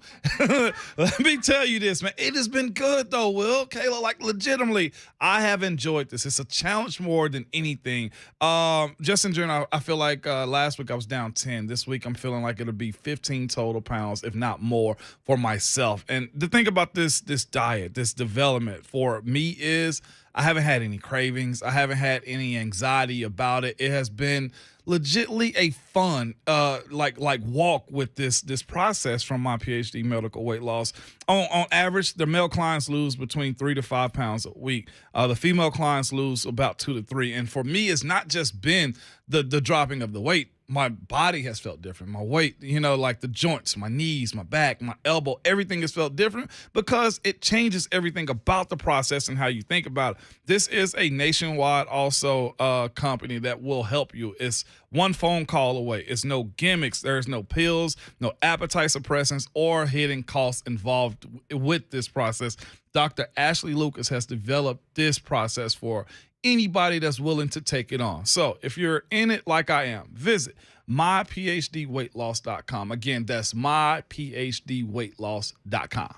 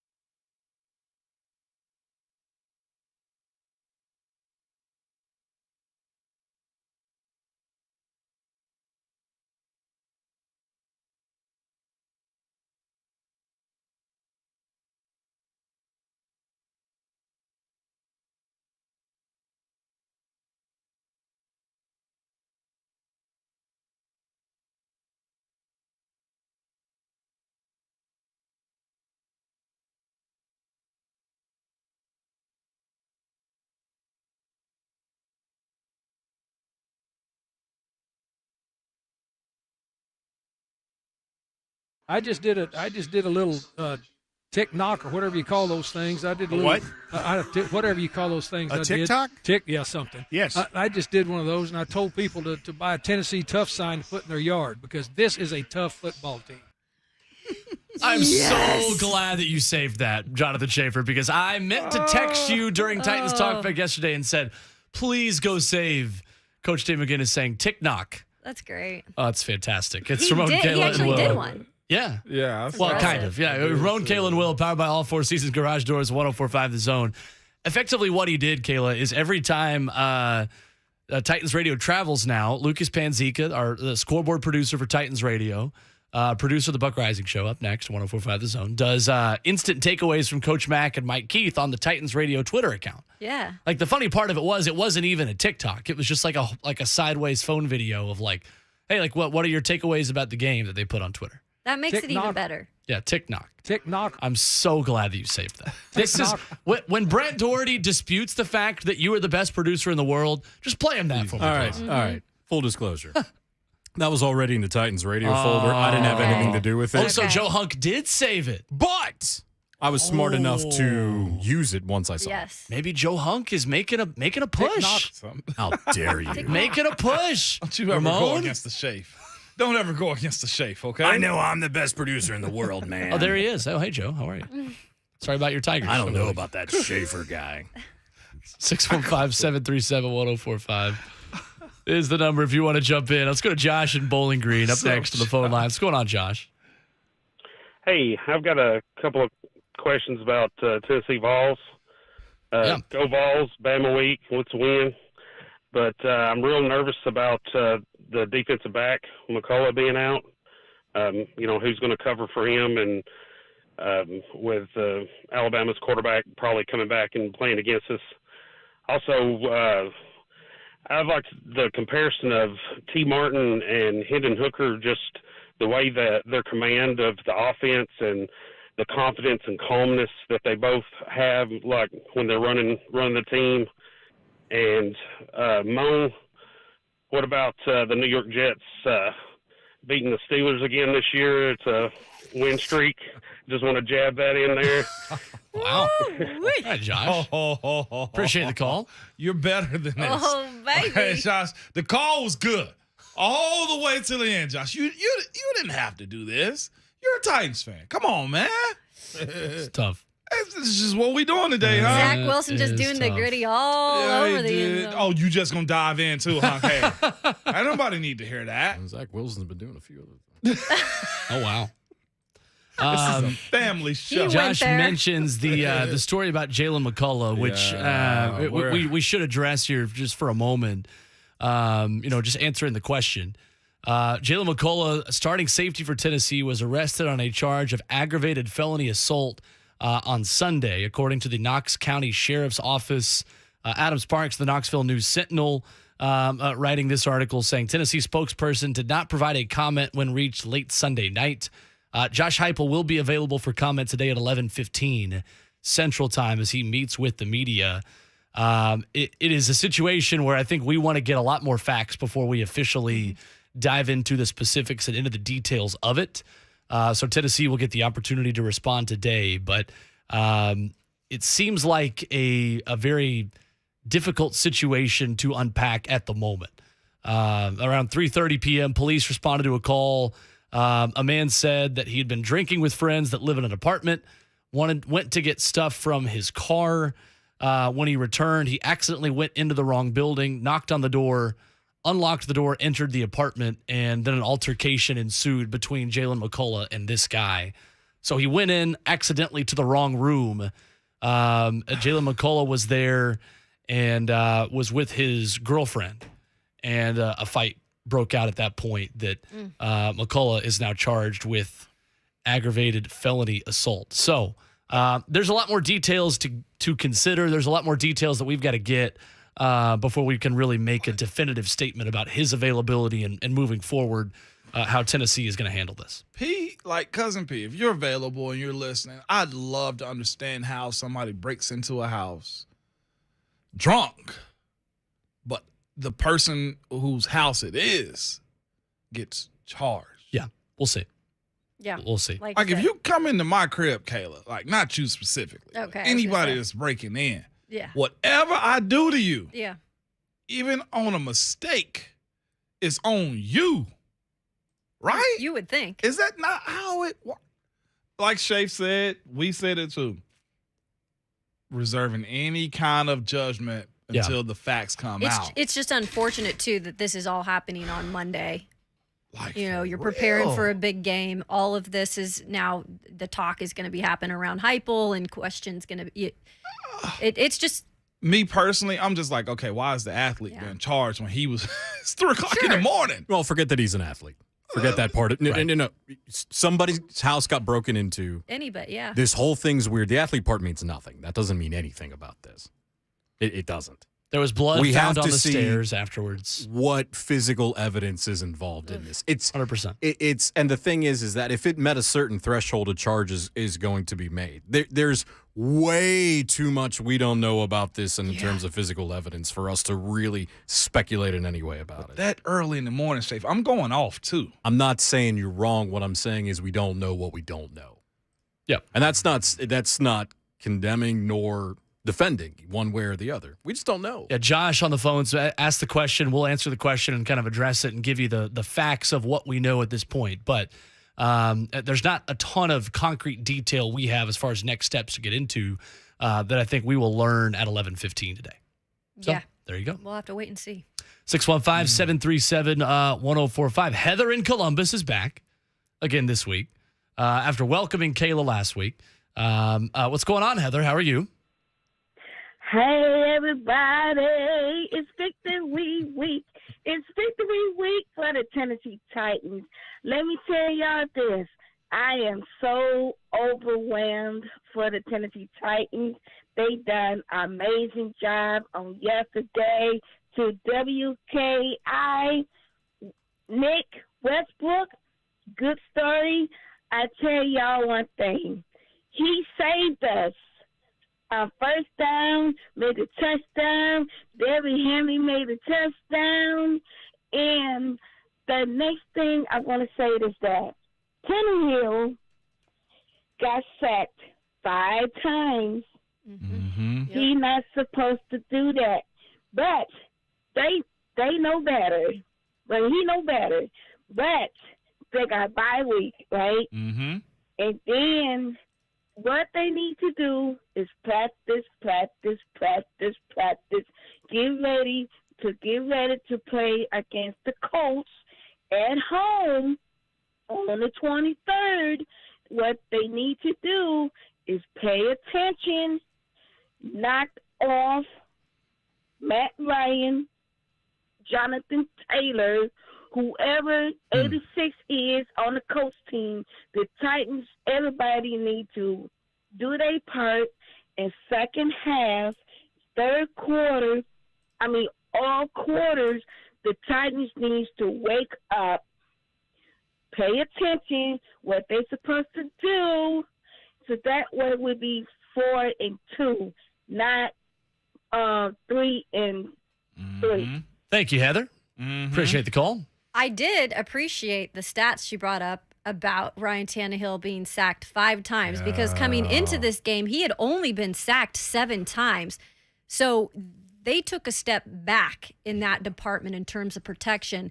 Obviously, some pieces missing on the line. But again, that is something that they're going to have to address going into the bye week, is fixing that offensive line, because he cannot continue to be in duress like that. Yep.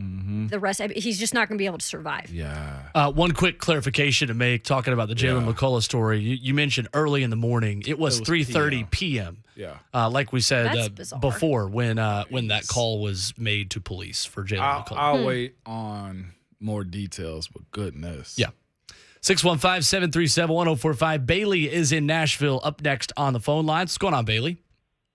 Hey, this is about the Jalen McCullough charge, and I know that we're saying we want to wait on more details, but in my opinion, as a husband and as a father of 2 little girls, it doesn't matter if somebody walks in my house at 2:30 in the afternoon. It's going to incite a fight or flight reaction as a human, And Ramon, I know you probably would be able to speak more on this being, held to a higher standard as an athlete and if that's fair or not. But if this was just a regular guy who walked into another regular guy's house, obviously this wouldn't be talked about.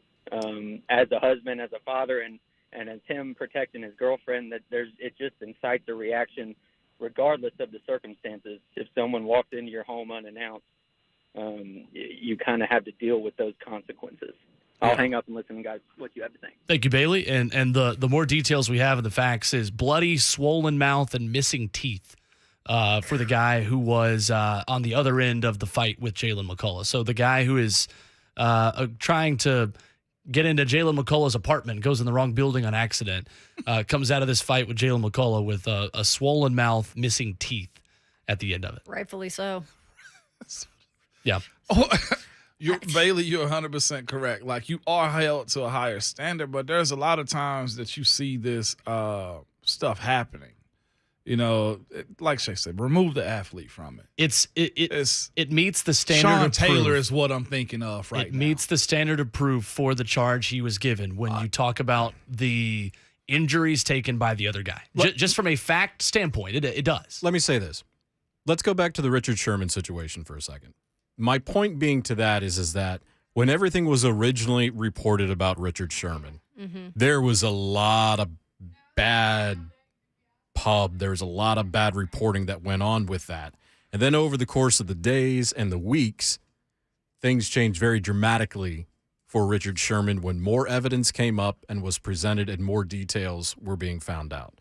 My point to all of that is, let's see what is said and what comes out in the next 24 to 48 hours. That's all I'm saying. Agreed. Absolutely agree. I understand the instant reaction and why. I'm just saying, everybody just keep their powder dry until more details come out. I have some if you need it.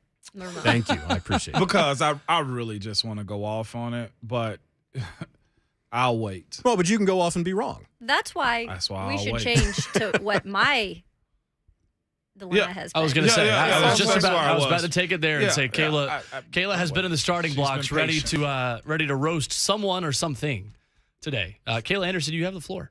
Okay, so if you guys know me, you know that, first of all, I love fashion, right? That's just a thing. Yeah, I'm a fashion person. So when the Titans put up the pictures when they, land in wherever they're going, they got their suits on or they got their outfits on, I'm like, I'll go through and be like, okay, that was a look. So I sent Moan Mario Edwards' look this weekend because we were talking about purchasing a hat. And he was like, hey, what do you think about this hat? I said, that's a pretty good looking hat. And Edwards, like, you talk about knowing a look. He had the yellow suit on with the hat this weekend. I was like, this is a look. Then last night, I go to Twitter. And I seriously drop. Like, my jaw drops. I'm going, is this a joke? Like, what is going on? Is Kyler Murray, there's the look right there from Mario Edwards. Kyler Murray and Hollywood Brown are walking into the concourse, and they have green everywhere. Kyler Murray's green granny suit, if you've not seen it, please go to Twitter right now. It is the most disgusting thing I have ever seen in my life. Hollywood Brown, not as bad of a look. I think he was just there to try to coordinate with Kyler. Please. I'm tweeting this out right now at Ramon Kayla on Twitter. And here's the other thing I've got to go off on, because Kyler Murray is a small guy. When he came here for joint practices this summer, I saw him for the first time in person. I'm like, that is Baby Yoda. Like, he is a small guy, right? I mean, he's a small guy. So when you have a fit in a suit like that, and it's long and it's heavy, that is not a good look. And my goodness, you guys, please tell me your opinion, but that might be the worst look I've ever seen. Yeah, it's not great. This is just an ugly, the color, the look, the fit. The shoes are rough. And then you go and you lose to the Eagles and you're wearing green. Yeah. What is this? Are these bell bottoms? Is that what I call them? I guess that's what they call them. Parachute pants. With platform like parachute shoes. Pants. And you know what's even colder about this outfit, Kayla? This outfit is probably over $5,000. Absolutely. It might At be more. least. Might be it more. might be more. The shoes might be $5,000. Dude, you paid somebody for these, for like this like fashion. What's hilarious is the dudes laughing in the background. That's the best part. Uh-huh. That is the best part. But the memes were going off. 'Cause that's before the game even started. And you're coming out with this? Yep. Maybe my orange is hideous to people that I got on Oh, right wait, now. that's No. nothing. Orange goes with everything. It's this to me. It's like dudes get bread and just start acting different. This is just weird with an H. This is weird. Weird. So Yes. basically, the Cardinals lost on and off the field. They yesterday. really They had a did. chance to win that game, too. by I'm the way, glad which you is brought crazy. this up. Thank Like, you. Look at this. Jonathan man. on YouTube watching the show says he looks like Hillary Clinton. Yes. I mean, some of those suits that she wears, just not a good fit. Strong out here. Just not a good fit. He's a strong. Golly. He's breaking the. Strong in the And it's one thing to take fashion chances. I'm all about that. But this is the wrong fashion chance, Baby Yeah, that's Yoda. right. Do less. Sorry. Kyler Murray. No, I agree with you. This is a good take. This It's is a good cold-blooded. soapbox for you to be on. It is. I'm with you. Some of these outfits, like y'all, just wear clothes, Trying too man. I'm over this one. But Mario Edwards, Yeah, Man, he that pulled was a out. look. That was hard right there. That was tough. I gotta. That hat is hard. Yep. I guarantee you too that he wasn't wearing socks with those shoes either, which is my pet peeve with a suit. yeah, so then you're stinking up the room as well. Wear socks with a suit. Some loafers require no socks. You know he was all sweaty before that, getting nervous about the game. Some people can pull off the loafers with suits. Just wear Others socks. cannot. Wear socks. And he's coming up after the show from 10 to 1 on 104.5 The Zone. When we come knew back, that was coming. we Knew hit the it. headlines at the end of the show that we did not get to. A good primetime game last night. A good primetime game. Because no one For from you. because no one from the AFC West was in it. Coming up next, it's Ramon, Kayla, and Will. One final segment on this Victory Monday edition, 104.5 The Zone.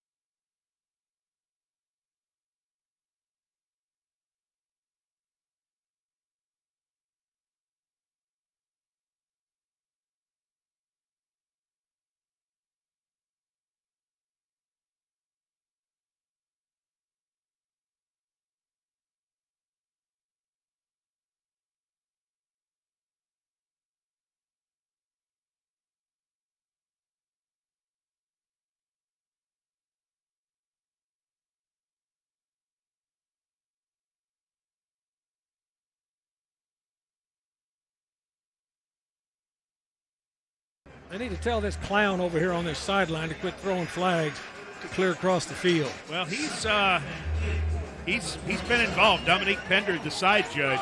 Yeah, Dominique's a clown. 2nd down and 8 at the 27. If Coach Dave McGinnis calls you a clown, then That's funny. I apologize. Your life no longer has meaning. It's Ramon, Kayla, and Will, powered by All Four Seasons Garage Doors at 104.5 The Zone. I'm glad to be on that man's good side. If I ever get on Coach Mac's bad side, just take me out back. Yeah, Dominique's a clown. Just have me go find another thing to do. Goodness. Rob in Nashville up next on the phone lines here in our final segment. Ramon, Kayla, and Will. What's going on, Rob? Hey, thanks, guys, for taking my call. Well, I'm going to say this, okay. Happy for the Titans. They won that game yesterday, but, you know, I've got to say this. I mean, you got to look at it. The way the Titans played yesterday wasn't too good. I mean, let me just say this. The corners, they played off way too far. I mean, they about lost that game to me. Had it not been for that last play of the game, probably be talking a little bit different about the Titans today. And then the last thing I got to say, I don't understand why they won't play Josh Gordon. They could have played him a little bit yesterday. Why didn't they play him? That's all I got. Thank you, Rob. The Titans aren't playing far enough off, in my opinion, because the Titans gave up 4 of 5 for 171 yards and 2 touchdowns to Carson Wentz. So I think the Titans need to be playing even more cushion, if anything. They don't need to be playing closer. Because when they play tight man coverage, they get beat over the top for 171 yards on 5 attempts for Carson Wentz. That's cold. Josh Gordon thing, the Josh Gordon ship has sailed, and this was always the expectation for Josh Gordon. Yes, you hope. He had 30-something yards last year for the Chiefs. Yeah, Josh Gordon, man, and this is also what you know too. With this team, you better be a willing participant in the run blocking game for a wide receiver. Oh yeah, you know, Todd Downing talked about that. The other day. You see what I'm saying? So I can probably point to like certain reasons why we're not seeing Josh Gordon, and a lot of the time, man, those names are just that. They're just the names. The production sometimes isn't what you thought it was. Like we're looking at a guy, Andrew Noel, from the Commanders this past weekend. At one point in time, he was a Pro Bowl All-Pro guy. This past weekend, he was a turnstile for the Titans defense. Yep. Mm-hmm. All right, Josh Gordon, the memory is better than Josh Gordon, the reality. Yeah, man. He was good 10 years ago. It's great. It's okay to say that, too. It's the backup quarterback corollary. Yeah, it is. You always like the other one because, well, they must be doing better than what we currently have. Yeah. You know? Corey in Hendersonville up next on the phone lines. What's going on, Corey? What's up, Corey? Hey, what's up, guys? I just wanted to say congratulations, Kayla, on making to the big time to the show. And I officially refer to you guys now as the Fab Three, Foster, and Anderson, and Bowen. The Fab. Nice. I like it. Thank you, Corey. I like that, Corey. Nice, Corey. And, Moan, I wanted to ask you a question because you guys were talking about the get-up that people wear to the game. Yeah. And I was seeing some of the stuff that Joe Burrow wears, and I was curious.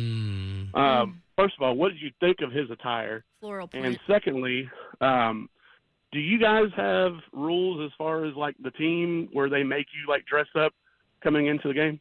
Yeah. That's a good question, actually. And Appreciate he it. was referring to Joe Burrow's floral look a couple games he ago. had the black he and had the white. drapes. Yeah, he did. Not he a did. good look either. He got it. He has a stylist that's super excited But to Joe be can dressing kind Joe. of pull it off. He can pull it off. He's a quarterback. He's an attention getter. Not with this record. Well, no, not with this record. That's Kayla's real team. Sorry, at least mine's not the Jacksonville Jaguars who lost to the Houston Texans this weekend. You're one game above the Pittsburgh Steelers in the AFC North. That's not saying a whole lot right now. They barely lost to the Ravens, boy. Barely lost is still an L. I know, but it wasn't your loss. Kayla, we can do this all day. You went off on We've got 4 more hours stats. tomorrow. You went off on stats for 15 minutes about why the Jags were your for-real team. By the way, don't go there. Kayla, guess what? Come join me over here on this couch, because guess what? We both took L's yesterday, okay? Well, he took the easy one. What's that The like? Ravens. Well, of course. I mean, it's Will Bowling right here. Come on now. I was trying to go out on a limb You with a saying little I always bit. take the easy way out? Except for what you're saying? except for LSU student sections. Exactly. Interesting. Yeah, That's okay. That's fine. There's only one Phoenix. That's right. But real quick to not a his phenomenal question, argument by you. Some teams have regulations when it comes down to dress code and stuff like that. Ours got messed up one year by a rookie because he got on with some shorts, a T-shirt on, and a trash bag suitcase, and Coach Tomlin shut us down. Guys just like to get up for games, though. Sometimes you'll see dudes that'll wear like a cooler sweater, and it's really a fashion sense for some guys. I got a feeling Joe Burrow's been hanging around the guys, and he likes looking good. What would you wear, Will? I would go just basic suit, nice brown shoes. I'm a big navy and gray suit guy with the light brown like saddle shoes. Okay. Mm-hmm. So just like traditional. Okay, I'd be now very what if traditional. you were 24, 25 years old with $25 million? It's weird of you to assume. I'm just kidding.